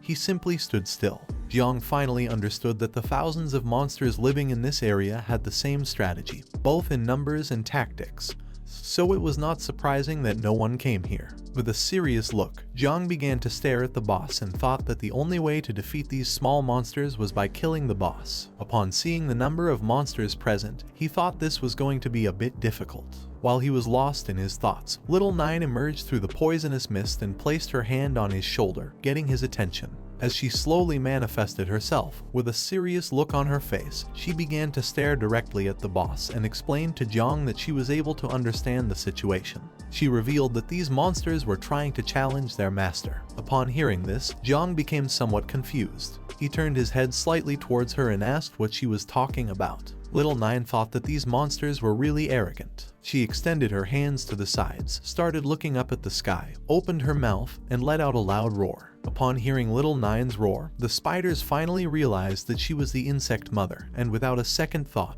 all the little spiders began to flee. Seeing the spiders fleeing in disarray, Jang was somewhat surprised and started wondering if the reason could be that these monsters were also insects. Little Nine approached Jang, slightly turned her head towards him, and informed him that she had severed the connection between the boss and the little spiders. Jang did not expect that Little Nine's skills could be used in this way. Now that the monsters were disoriented, it was going to be much easier for him to defeat them. He extended the two daggers to the sides, and while staring at the boss with a murderous look, he praised Little Nine for doing a good job and decided that it was time to finish off the boss once and for all. Upon hearing this, Little Nine began to return to her original form. She started staring at the boss with a murderous look and replied with a "Understood, Master." While Jang's body was releasing the poisonous mist from Little Nine, he gathered momentum, took a big leap, and ordered her to follow closely. In the blink of an eye, using his daggers, he ended the lives of several monsters, cutting their bodies into pieces. He no longer had to worry about anything since without the boss's control, these monsters were in disarray. Jang began to move at a high speed towards the monsters, and using his daggers, he started cutting their bodies into pieces. Now that the monsters were scattered and disorganized, they no longer posed a threat to him, so he didn't need to waste any more time. In a matter of seconds, Jang finished off several monsters. Then, he gathered momentum, took a big leap, and as he was advancing quickly towards the boss, he thought that now there was only one objective left. The boss opened its mouth, and with a murderous look, it began to stare at Jang and roar. Jang decided not to back down and return the gaze. He prepared himself to attack and thought that the boss was the one who could provide the highest devouring value. The boss tried to defend itself, but it was in vain. Just before it could make a move, Jang descended upon it and swiftly attacked its head with both daggers, infecting it with Little Nine's poisonous mist in the process. Despite the difference in size, within seconds, it lost its life and fell to the ground. Jang landed on top of the boss's corpse. As he held both daggers in his hands, his body began to emit the venomous mist of Little Nine. He stared fixedly at its lifeless body and decided that it was time to breed the swarm of insects. Jang approached the boss's corpse, started staring at it intently. He couldn't believe that he had finally defeated it. At that moment, a system window appeared to congratulate him for leveling up. Now he was level 14, had a power evaluation of 127 stars, and the passive abilities and level up effects were still in effect. Jang clenched his fist, and it began to glow. He slightly lowered his head towards it, and with a smile he thought that as the level increased, the strength also continued to increase. He had 127 stars, which meant that his individual combat power was already almost equivalent to that of a level 25 professional in the combat class. He began to turn his head back, and thought that now he only had to devour the corpses of the monsters and obtain devouring points. Seeing how powerful Jang was, and feeling the power of the mother insect, the small spiders started fleeing from the area. They were intelligent monsters and were fully aware that they had no chance of winning against Jang. He turned his head back, and upon seeing the little spiders fleeing, he thought there was no longer any threat. It didn't take him long to realize that these spiders had understood the situation and were therefore escaping.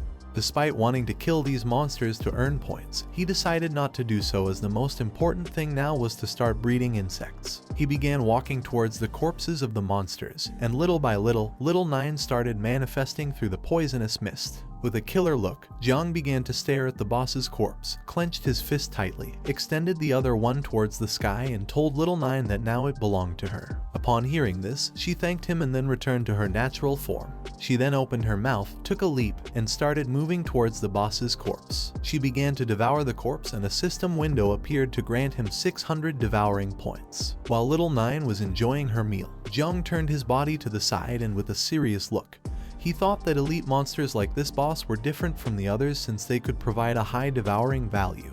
He didn't take long to come to the conclusion that hunting and quickly breeding the swarm of insects was a good way to become stronger and hunt more elite monsters. Several seconds later, another system window appeared in front of him to inform him that the devouring value was full. The system asked him if he wanted to start the insect breeding. Jang began to look at the system window, and upon seeing how quickly the devouring value had filled up, he was amazed. He soon realized that elite monsters gave much more points than normal monsters. Several seconds later, Little Nine returned to her human form, knelt before him, placing one hand on her knee and the other on the ground. Then she bowed her head before him and informed him that Little Nine was already ready to reproduce. She asked him to allow her to continue following him with a much stronger power. While Jang's body was emanating a powerful aura, He turned his head to the side and remained silent for several seconds, lost in his thoughts. He slightly turned his head towards her, and with a smile, he decided it was time to start breeding the insects. At that moment, a system window appeared to inform him that Little Nine had already started the first generation of mass insect breeding. Jiang's body and Little Nine's body began to emit a wave of energy, and the system informed him that the accelerated growth of talents and the blessing of the growth of all things were in effect. With a serious look, Jiang started to gaze at Little Nine, and thought to himself that his passive skills were more effective for accelerating the insect breeding. Several seconds later, the mark of Little Nine appeared on his hand. Upon seeing this, he didn't take long to realize that this was a new ability. His assumption was correct as a system window appeared to grant him two new exclusive abilities called Insect Nest and Dominion.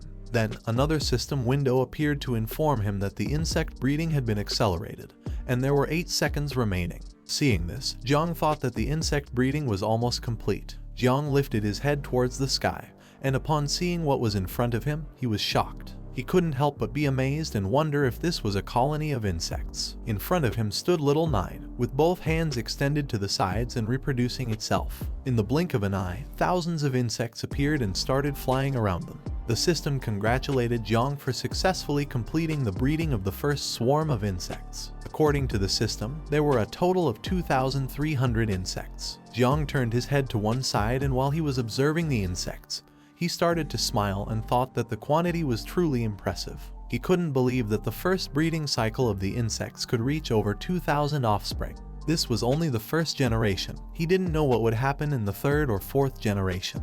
One of the insects approached Jiang. Sensing its presence, he turned his body towards it and began to caress its head. He really liked these insects. However, their abilities and Little Nine's were different. He noticed that the insects had also acquired some new skills. The insect status window appeared. It was called Son of 9 Wings of Miasma. It had 4 abilities. The first one was Poisonous Mist that allowed it to corrode and devour everything it touched. The second one was Camouflage. This ability allowed it to camouflage itself using the reflection of its wings. The third one was Frenzy. When it used this ability, the devouring value was continuously consumed, in exchange temporarily increasing strength and speed. The fourth and final ability was called Self-Destruction. This ability allowed it to explode its body, releasing toxins and causing massive damage in the process. Jiang thought that the camouflage and self-destruction skills seemed quite useful. While he was lost in his thoughts, Little Nine approached him from behind and gave him a hug. She closed her eyes and with a smile, she caught his attention. Upon hearing her voice, Jiang snapped out of his trance, turned his head slightly towards her, and couldn't help but smile and feel at ease. He turned his body towards her, began to caress her head, and with a smile thought that she seemed to have changed but not much. Little Nine closed her eyes, placed her hands on her chest, and with a joyful smile informed him that she had finished the process of breeding the insects. Then, she took Jiang's arm with both hands and told him that she wanted to rest. Upon hearing this, he asked her what she meant by resting. At that moment, her body began to disappear. Jiang slightly turned his head towards his hand, and upon seeing this, he became somewhat confused. He started wondering where she had gone. And at that moment, a system window appeared to inform him that Little Nine had returned to the insect nest. Jiang started looking at his hand and couldn't help but smile and feel relieved. The system space was incredible. It was a space that could accommodate swarms of insects. Now it didn't matter how many swarms there were. They could all hide within the system, so Jiang would no longer be afraid of being discovered by anyone. The insect nest was a new ability that he had acquired. It was an ability that was granted at maximum level, which meant that it couldn't be leveled up. Jiang activated Little Nine's mark, started looking at his hand and saw that she was sleeping peacefully. He realized that after reproduction, insects needed to sleep. Jiang remembered that he had just acquired a new ability called Dominion, so he decided to test it out and see how it worked. He extended his hand to the side and activated the skill. As he did this, his body began to emit a powerful and suffocating energy, and his eyes started to shine. Once Jiang activated the ability, the insects that were by his side turned their heads towards him and started looking at him with a murderous gaze. Jiang turned his head towards them, and with a murderous look, he realized how this ability worked. He extended his hand towards the sky and it began to absorb the insects. This new ability allowed Jiang to control the swarm of insects. He turned his head towards his hand and thought that using this skill was as easy as moving an arm.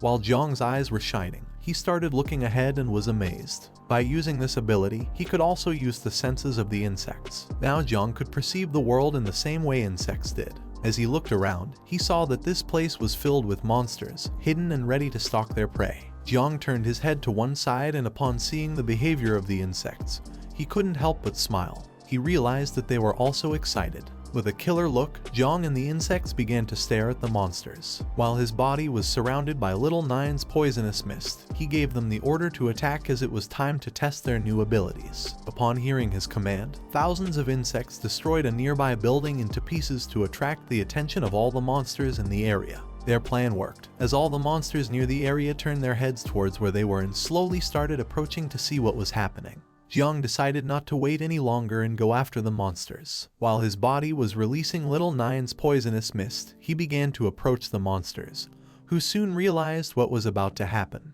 They tried to escape, but it was already too late. Just before they could make a move, the poisonous mist started rapidly approaching them. In a matter of seconds, the poisonous mist stuck to the monsters and slowly began to corrode their bodies, causing them to feel immense pain. Not long after, all the monsters that had been affected by it lost their lives and fell to the ground. Now that they were dead, the poisonous mist slowly started devouring them. Jang approached the corpses and began to stare at them intently. With the swarm of insects, there was almost no need for him to take action. Now, the reach of the poisonous mist was much larger, and it devoured its targets faster and more extensively. Additionally, he now had shared vision with the ability called Dominion. Common monsters could no longer hide from the swarm of insects. Jang turned his head to one side, and as he watched Little Nine's poisonous mist slowly devouring the monster corpses, he started to smile and thought that soon he would be able to breed more insects. He remembered that he hadn't looked carefully at how much devouring value was needed for the next insect breeding.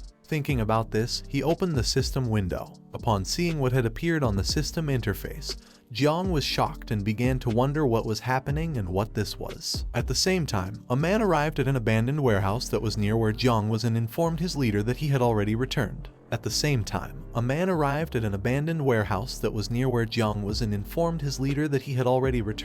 Upon seeing that he had come back, the leader asked him why he had taken so long and also gave him the order to quickly report on what was really happening in the spider's nest. This man was wearing a hood, had green hair, and was quite scared. He informed his leader that the spider's nest had been annihilated by someone mysterious and unknown, with a crushing annihilation that left not a single monster alive. His superior, who was a tall man with braids, couldn't believe what his ears had just heard. He turned his head towards his subordinate and with a surprised look asked if this was some kind of joke. He couldn't believe that someone had completely annihilated the spider's nest. Another man who was by their side approached them, and upon hearing this, he was shocked. The man with green hair approached them, and with a serious look, he replied that this was true, adding that the city of monsters was in ruins. Upon hearing this, their leader put his hand on his chin, began to look towards the ground. He was unable to believe that the nest had been razed to ashes. This was too terrifying to hear. Although at first he questioned if the culprit could be a member of the Night Watch,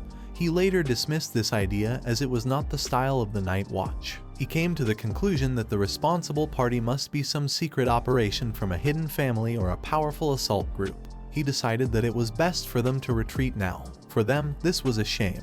They had been entrusted with the mission of filling a bottle with the venom of a wolf spider. Now that they had failed, he decided to make up for the losses on the way back by robbing some unfortunate ones. Upon hearing this, the man next to him turned his head towards him and couldn't help but sweat and panic. While they were talking, someone opened the door of the abandoned warehouse. Upon hearing the sound of the door opening, the three turned their heads back, and the man with green hair revealed to the other two that they had an unexpected visitor. Upon hearing this, they couldn't help but wonder who this person could be. A man put his hand on the door, and as he slowly opened it, told them that he had finally found other professionals. Upon hearing this, the leader asked him who he was. This person was Jang. He entered the warehouse, started walking towards them, dropped an arm, extended his hand towards them, and with a calm look asked them not to worry since he had only come here to level up. He also added that he had come to exchange some food with them. Upon hearing this, their leader felt relieved as Jang had come alone. He turned his head towards him, started looking into his eyes, and with a smile agreed to exchange some food with him,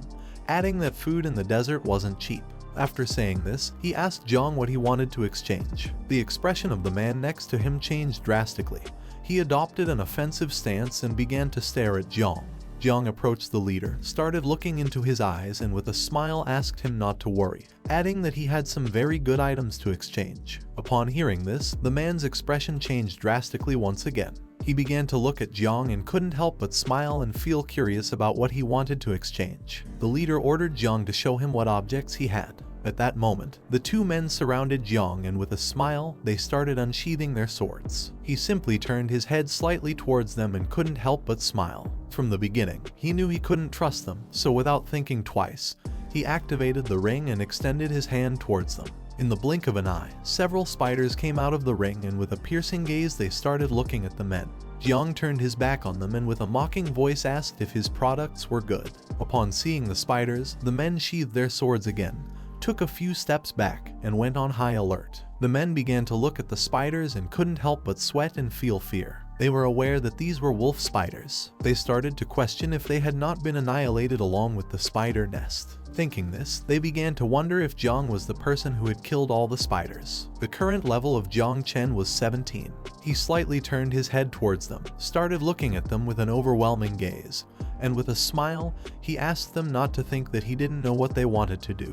After saying this, Jang sat on a rock, slightly turned his head towards them and calmly revealed that he was very angry now. So he advised them to grab their weapons and leave right away from here. Upon hearing this, the three men grabbed their belongings, turned their backs to Jang, started running, and apologized for bothering him, adding that they were leaving right away. Several minutes later, once the men had fled from the warehouse, Jang extended his hand to the side, releasing Little Nine's poisonous mist. He gave the order for the insects to come out. While Jang was sitting on the rock, with one arm resting on his knee, he reached up and used the poisonous mist to release two insects. They began flying around him, with a murderous look in their eyes, searching for any hidden threat. Jang began to drink a little bit of soup that the men had left. He was getting hungrier and thought he should have known better when he first obtained Little Nine.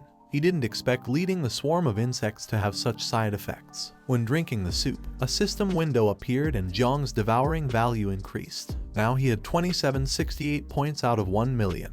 The system advised him to increase the value as soon as possible. Originally, he had thought that the devouring value would increase faster after the insect swarm doubled, but he did not expect that the devouring value of the next reproduction would also double. This complicated things a lot for Jang, since now the devouring value that a boss could provide was just a drop in the bucket. Even if he eliminated all the beast nests outside the city, it wouldn't be enough to fill up the devouring value for the next reproduction.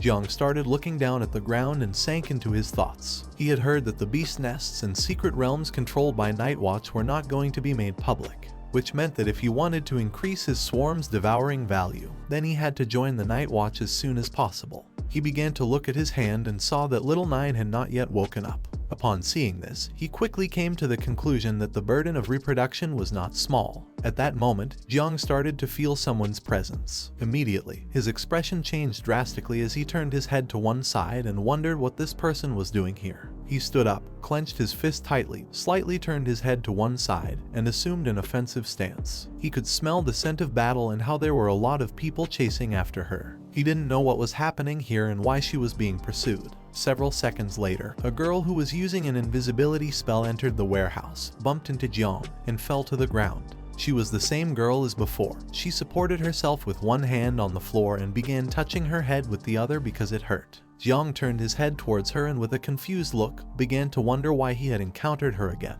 While the girl was lying on the ground, she placed one hand on the floor, put the other on her chest, lifted her head towards Jang and immediately recognized him as the boy from the spider's nest. She started looking at him with a frightened gaze and asked him not to tell anyone that he had seen her here. Upon hearing this, Jang couldn't help but be shocked. He turned his head towards her and couldn't help but look at her with a surprised expression.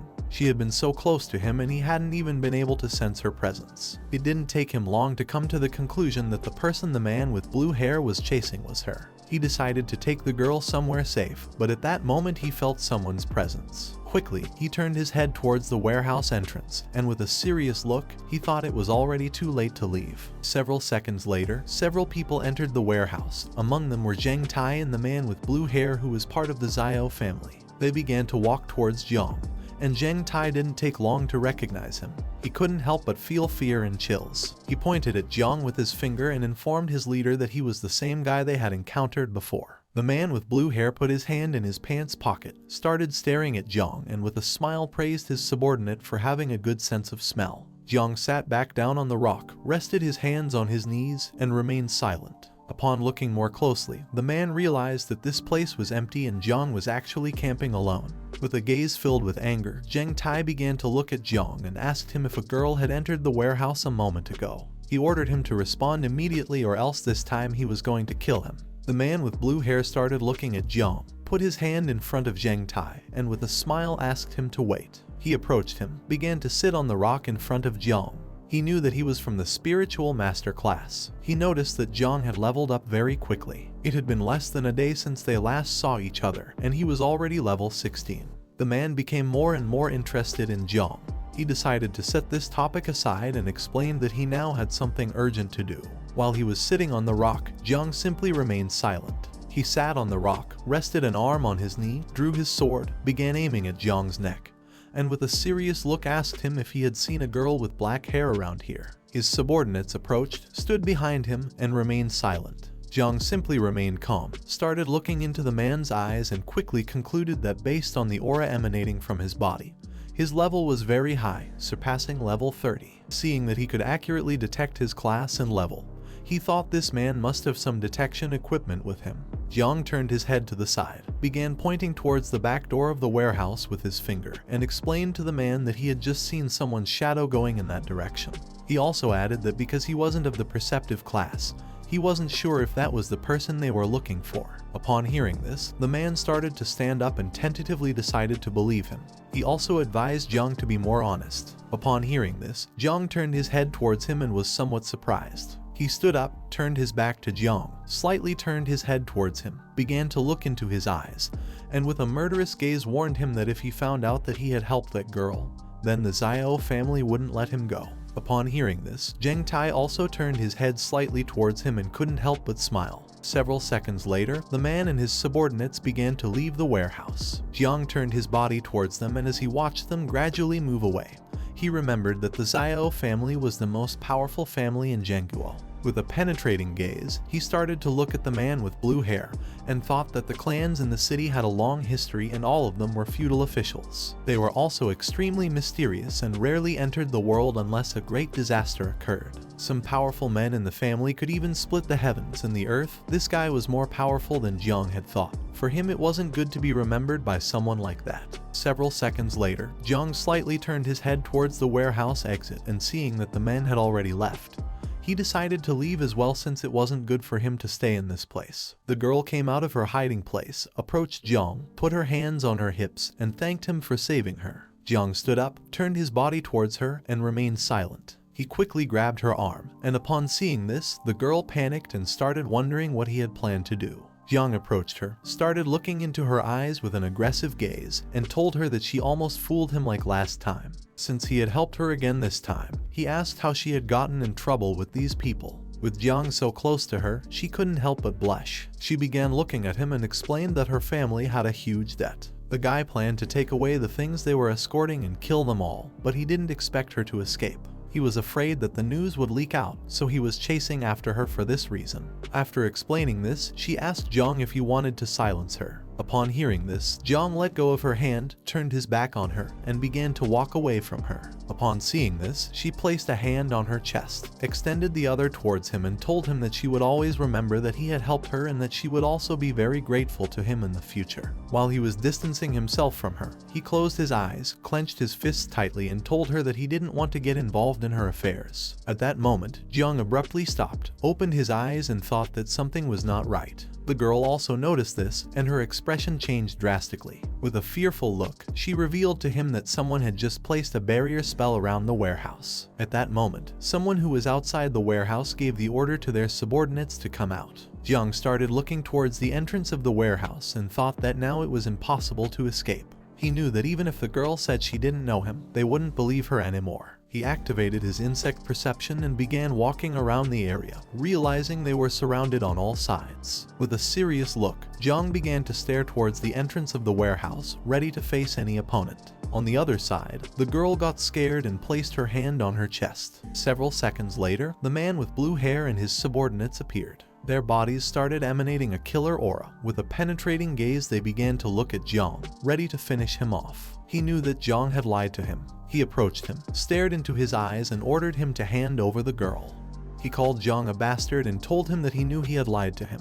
He gave the order to his subordinates to catch the girl. With a serious look, Jang simply started looking at him and remained silent. Upon seeing the man with blue hair, the girl's expression changed drastically. She began to look at him and couldn't help but panic and be terrified at the same time. She explained to Jang that he had already taken everything that the Luo family owned. After saying this, she asked the man why he wanted to kill her so badly. He started looking at the girl and calmly asked if he really needed a reason. Upon hearing that she belonged to the Luo family, Jang turned his head towards her and began to stare at her intently with a serious look. Jang and the girl were on the second floor of the abandoned warehouse, while the man with blue hair and his subordinates were on the first floor. She clenched her fist with one hand, extended the other to the side, started staring at the man and told him that if he killed her, then the Luo family would never forgive him. She also added that they would never let him live in peace. Jang, who was standing behind her, simply dropped his arms to his sides and just kept watching the man.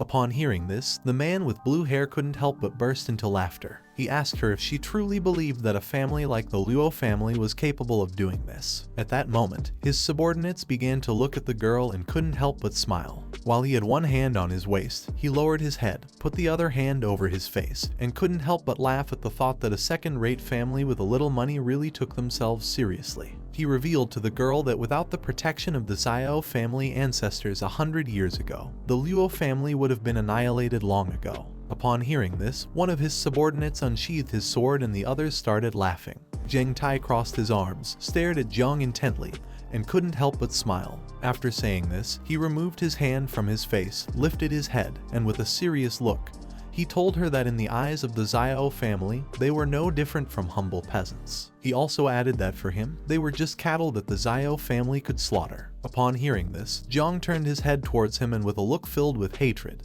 began to stare at him intently. He couldn't help but become enraged. He couldn't believe that a person could be so arrogant. The man extended his hand forward and his palm started emitting a powerful red energy which began to rise towards the sky. Then, he looked at the girl and with a smile asked her what could the Xiao family investigate if there was nothing to find. Several seconds later, the energy he had released began to create a powerful barrier around the abandoned warehouse. This ability was called the Dragon Prison Formation of the Xiao family. The girl looked up at the sky, placed a hand on her chest, clenched her fist, and couldn't help but be astonished and panic as she now didn't know how she was going to escape from here. Jang lifted his head and upon seeing the barrier, he couldn't help but be amazed. To him, the man with blue hair was someone very interesting.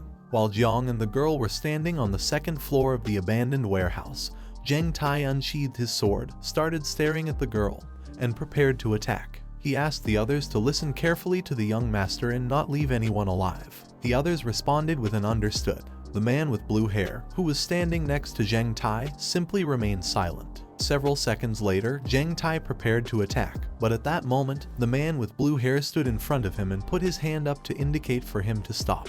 Then, he began staring at Jang and with a smile told him that the girl from the Luo family must die today. He remained interested in Jang as he was fully aware that he possessed the divine rank creation class. After saying this, while he was still looking at Jang, he explained to Jang Tai that the creation class called Spiritual Master was a very rare profession. He wasn't like other people who didn't know what it was. Then, he reached out his hand to the side and with a smile decided to give Jang the opportunity to obtain everything under the sky today. He extended his hand towards Jang and gave him the order to capture the girl, in exchange for sparing his life so that he could serve the Xiao family. After saying this, he asked Jang what he thought. Upon hearing this, the girl who had her hands on her waist couldn't help but be shocked. On the other hand, Jang dropped his arms to his sides and remained silent for several seconds. Jang began to look down at the ground and couldn't help but smile and praise him, as the bastards of the Xiao family were really good at making suggestions. The girl turned her head towards him and upon seeing this, she couldn't help but panic, wondering if Jang was really going to accept his proposal. With a murderous look, Jang stared at the man with blue hair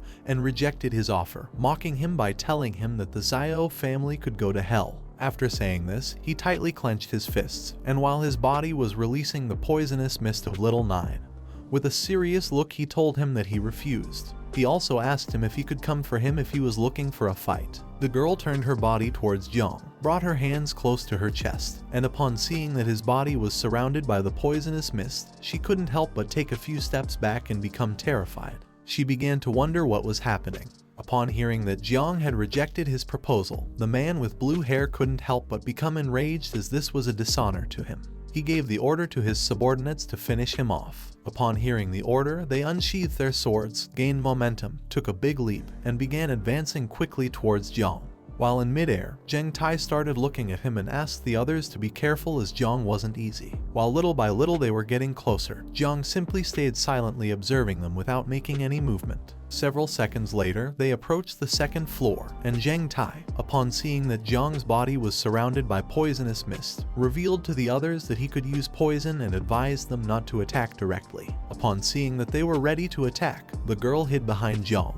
At that moment, Jiang deactivated the poisonous mist, extended his hand towards them, and while his body was surrounded by a green energy, he began to stare at Zheng Tai with a serious look and revealed to him that not only could he use poison but also the talent ability of his. Upon seeing this, the girl took several steps back, placed her hand on her chest, turned her head towards Jiang, and couldn't help but feel somewhat confused as she didn't know what this power was. In the blink of an eye, several green spiritual roots began to emerge from the ground. Zheng Tai approached Jiang, grabbed the sword with both hands, and prepared to attack. But at that moment, he looked down at the ground, and upon seeing the spiritual roots, he was shocked and couldn't help but wonder what this ability was. The spiritual roots grew enormous, and in an instant, they entangled around Zheng Tai's and the others' bodies, rendering them immobile. They panicked as they didn't know what was happening.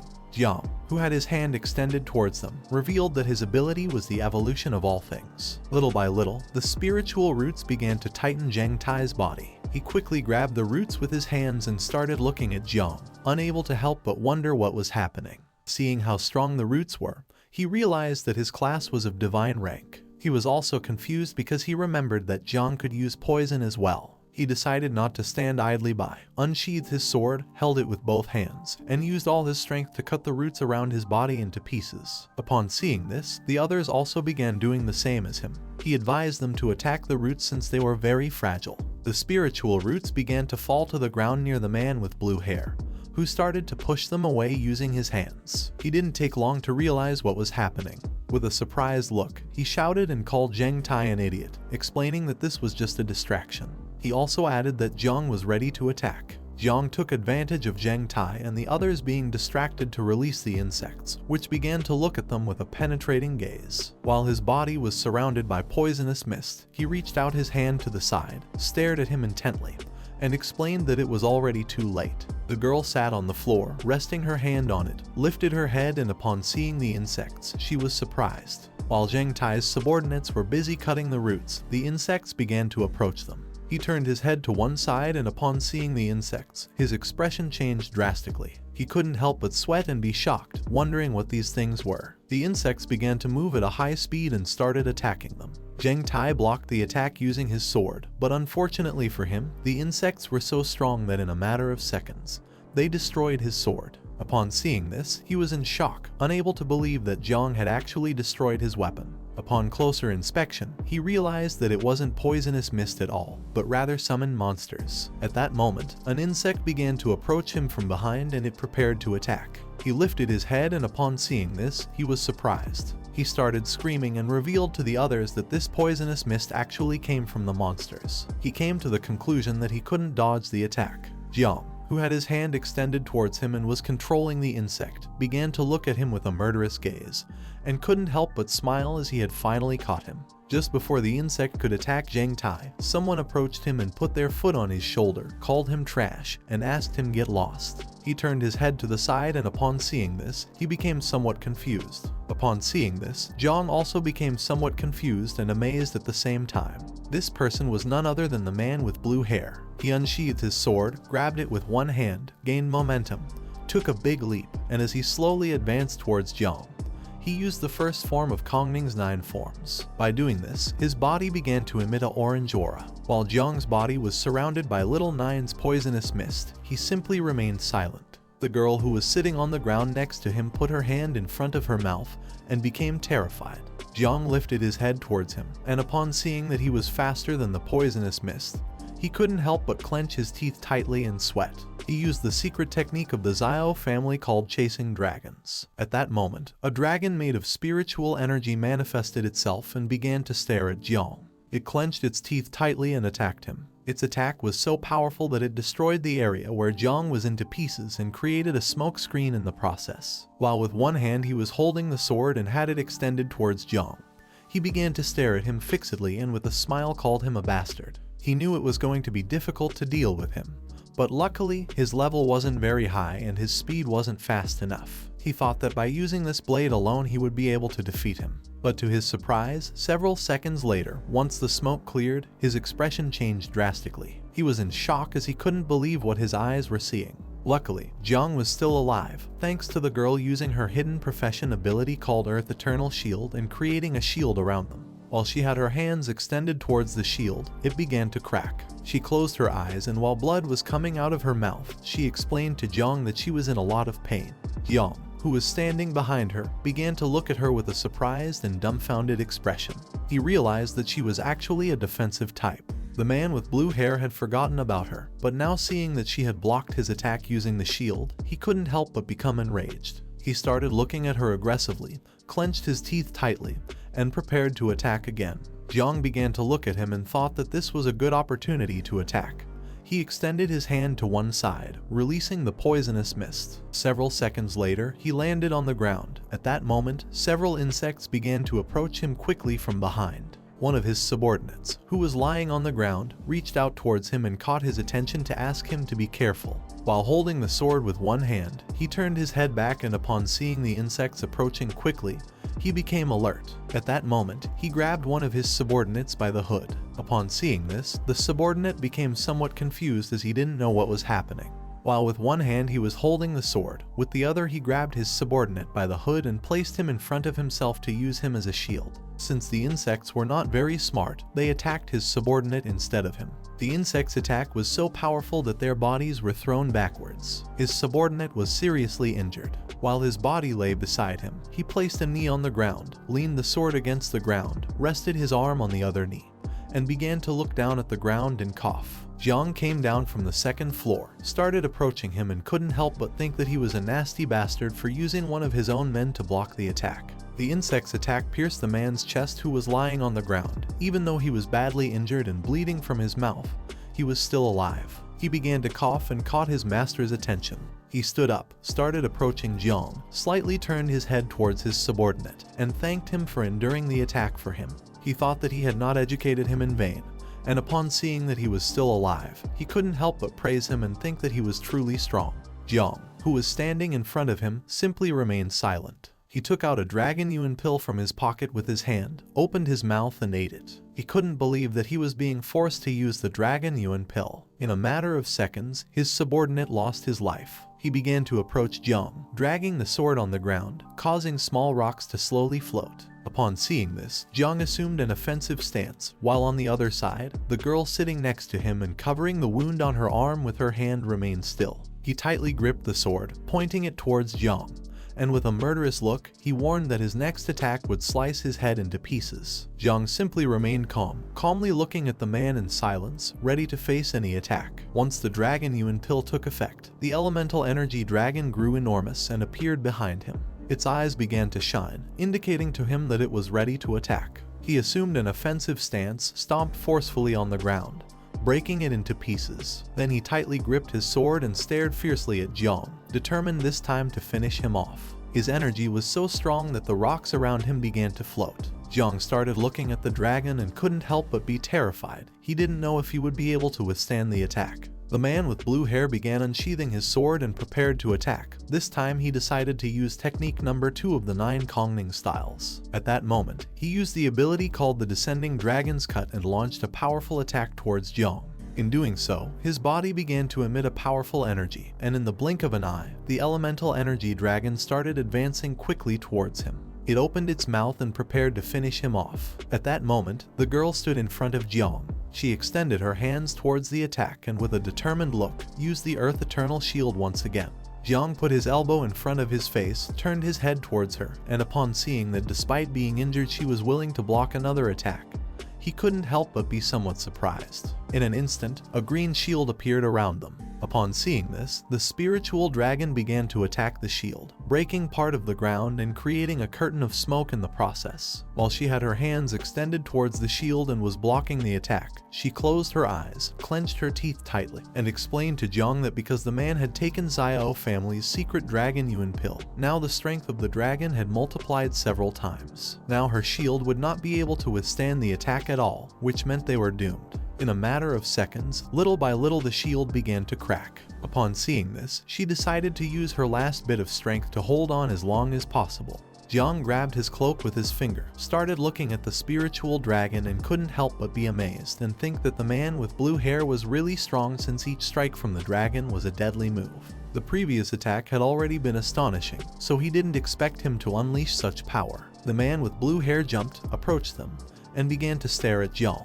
When he saw that the shield was starting to crack, he couldn't help but smile. He used the descending dragon's cut several times, launching powerful slashes towards the shield. Jang returned his gaze and reached out his hand towards the sky, activating the swarm of insects mark. Seeing that he was a ruthless and powerful person, he decided not to show any mercy. Several seconds later, once the girl's shield broke, several thousand insects began to emerge from Jang's hand and appeared in the sky. The man with blue hair looked up and upon seeing so many insects, he couldn't help but be shocked. He clenched his teeth tightly and started wondering what was happening. While thousands of insects were coming out of Jang's hand, he began to stare at the man with blue hair and asked him to get ready. The girl who was sitting on the floor behind him put a hand on her shoulder where she had the wound, started looking at Jang with a surprised look and began to wonder if he really belonged to the creation class. Several insects appeared around Jang and began to look at the man with blue hair, ready to attack. Jang started approaching him and gave the order for the insects to attack. Upon hearing this, he clenched his teeth tightly and couldn't help but panic. He knew that if so many insects attacked him at once, he wouldn't have any chance of winning. Upon hearing Jang's order, the insects began to advance towards him and prepared to attack. Seeing the number of insects, he unsheathed his sword and assumed a defensive stance. With a serious look on his face, he started staring intently at Jang and used the descending dragon cut. By doing this, his sword emitted a powerful energy. He was not willing to give up as they were just some smelly insects. With little effort, he started cutting the insects into pieces, while Jang's body was releasing the poisonous mist from Little Nine. With a penetrating look, he reached out his hand towards him and asked if he truly believed this. The bodies of the injured insects began to regenerate. Seeing that the insects could regenerate, he couldn't help but be shocked and wonder how this was possible. Several seconds later, they started advancing towards him and began attacking again. He began to defend himself from the attack using his sword, in the process cutting the bodies of several insects in half, which quickly started to regenerate again. Upon seeing this, he couldn't help but panic as he couldn't believe that he truly couldn't kill them. While the insects were emerging from Jang's body, with a serious look on his face, he began to stare at him intently and decided to see how long he could endure. The girl who was behind him turned her head towards him and with a surprised look, she couldn't help but be shocked and wonder how powerful he was. Upon hearing Jang's mockery, he became furious, swinging the sword forcefully and using once again the skill descending dragon cut, cutting the body of an insect that was in front of him in half. The spiritual dragon manifested again, opened its mouth, and began devouring the insects. He had used this attack because the dragon could continue devouring the insects without allowing them to regenerate. While he had his guard down, one of the insects approached him from behind and gave him a strong bite on the arm, poisoning him and causing him to drop his sword in the process. Upon feeling the bite, he turned his head to the side and upon seeing the insect, clenched his teeth tightly and thought that this was not good at all.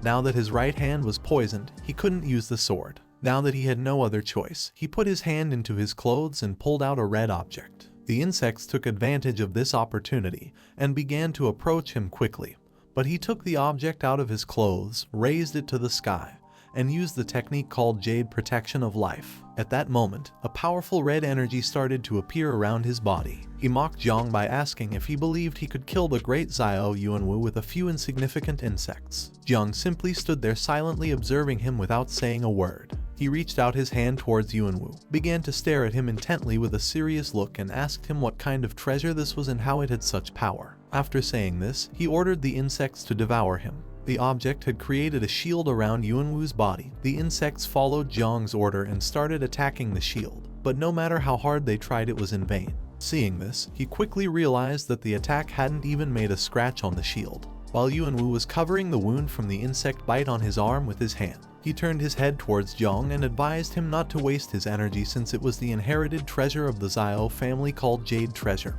which had divine powers. Jang refused and ordered the insects to attack again. Yuanwu stared at him and explained that once the Jade Treasure was activated, the shield could block all external attacks. With this shield, Jang would not be able to harm him anymore. Jang simply remained silent. While the insects continued to attack the shield, Yuanwu began to approach them. Upon seeing that he was able to control the insects and bring him to the point of using the ancestral treasure, he couldn't help but praise him for being amazing. He also added that even if Jang used all his cards up his sleeve, he wouldn't be able to harm him. Seeing the man approaching, the girl stood up and grabbed Jang by his clothes. Within seconds, he started bleeding from his mouth and approached Jang. With a smile, he decided to make him an offer one last time. As long as Jang was willing to follow and obey him, he could allow him to join the Xiao family and grant him the Xiao surname, something many dreamed of achieving. After saying this, he asked Jang to think it over carefully and not miss out on this opportunity. Jang began to look at him with a calm gaze and remained silent, thinking for several seconds. He started to stare fixedly at Yuanwu and couldn't help but get angry when he saw that he had become accustomed to being conceited, to the point where he couldn't even see the situation he was in. Upon hearing this, the girl turned her head towards him and with a confused look, began to wonder what Jang was up to. He approached Jang, extended his hand to the side, and with a smile asked him to stop bragging. It didn't matter to him if Jang accepted or not because even if he couldn't kill him today, he could do it any other day. With the influence of the Xiao family throughout the country, he wouldn't be able to hide or confront them. Jang began to stare at Yuanwu intently and with a smile, he reminded him of his own words that one couldn't investigate if there was nothing to find. After saying this, he asked him what could happen if he died without leaving any trace. At that moment, a giant tentacle struck the ground. Upon hearing this sound, Yuanwu slightly turned his head back and with a gaze filled with terror, he started wondering what was happening. This tentacle belonged to the insect mother. She emerged from the swarm of insects and appeared behind them. Upon seeing how enormous she was, the girl fell to the ground. Yuanwu looked up and upon seeing how huge and terrifying she was, he started sweating. At that moment, Jang gave her the order to devour him. Upon hearing his command, Little Nine began to approach Yuanwu and thank Jang as she was very hungry. Upon hearing this, Yuanwu's expression changed drastically. He started feeling a fear that he had never felt before in his life. Little Nine began to smile and using her tentacle, she attacked Yuanwu's shield. Due to her enormous strength, his body was sent flying and crashed into the wall, breaking it into pieces. He started screaming in agony, unable to believe that a monster like Little Nine actually existed. He asked Jang what kind of monster she was. With a calm look, Jang explained to him that Little Nine had just finished reproducing herself, so he and the Jade were exactly what she needed to satisfy her hunger. Little Nine began to repeatedly hit Yuanwu using her tentacle, creating a large curtain of smoke in the process. In a matter of seconds, the shield started breaking into pieces. He opened his mouth and started screaming in pain, questioning why the shield had broken so easily. He began to bleed from his mouth and fell to the ground. He couldn't believe that this was happening. Now the fate of the Xiao family and the Jade were going to disappear. Now that the shield had been broken, Little Nine started to stare at him intently. She began to bring her tentacle closer to him and decided to deliver the final blow. With a cold expression, Jang remained silently observing this. Little Nine attacked Yuanwu, destroying the ground into pieces in the process. Her attack had been so powerful that all that was left of Yuanwu was a pool of blood. She began to lift the tentacle from the ground, and Jang thought that no one should find out about this since Yuanwu was now dead. He started walking, reached his hand towards the sky, activated the swarm mark, and gave Little Nine the order to transform. Several seconds later, Little Nine transformed, returned to human form, and hugged him. Then, she closed her eyes and with a smile explained that Yuanwu was delicious. She thanked him and also added that she was the one who loved him the most. The girl who was sitting on the floor turned her head to the side and upon seeing Little Nine, she couldn't help but feel somewhat confused and scared. Jang turned his back on her, started to walk away, and decided to take a look at the Xiao family. At that moment, he turned his head towards her and decided to take care of her. The girl who was sitting on the floor panicked and couldn't help but sweat. She remembered that she now knew his secret, and thinking about this, she couldn't help but wonder if he was going to kill her to keep her silent. This is the end of the video. If you guys want to see the next part, then don't forget to subscribe and like the video.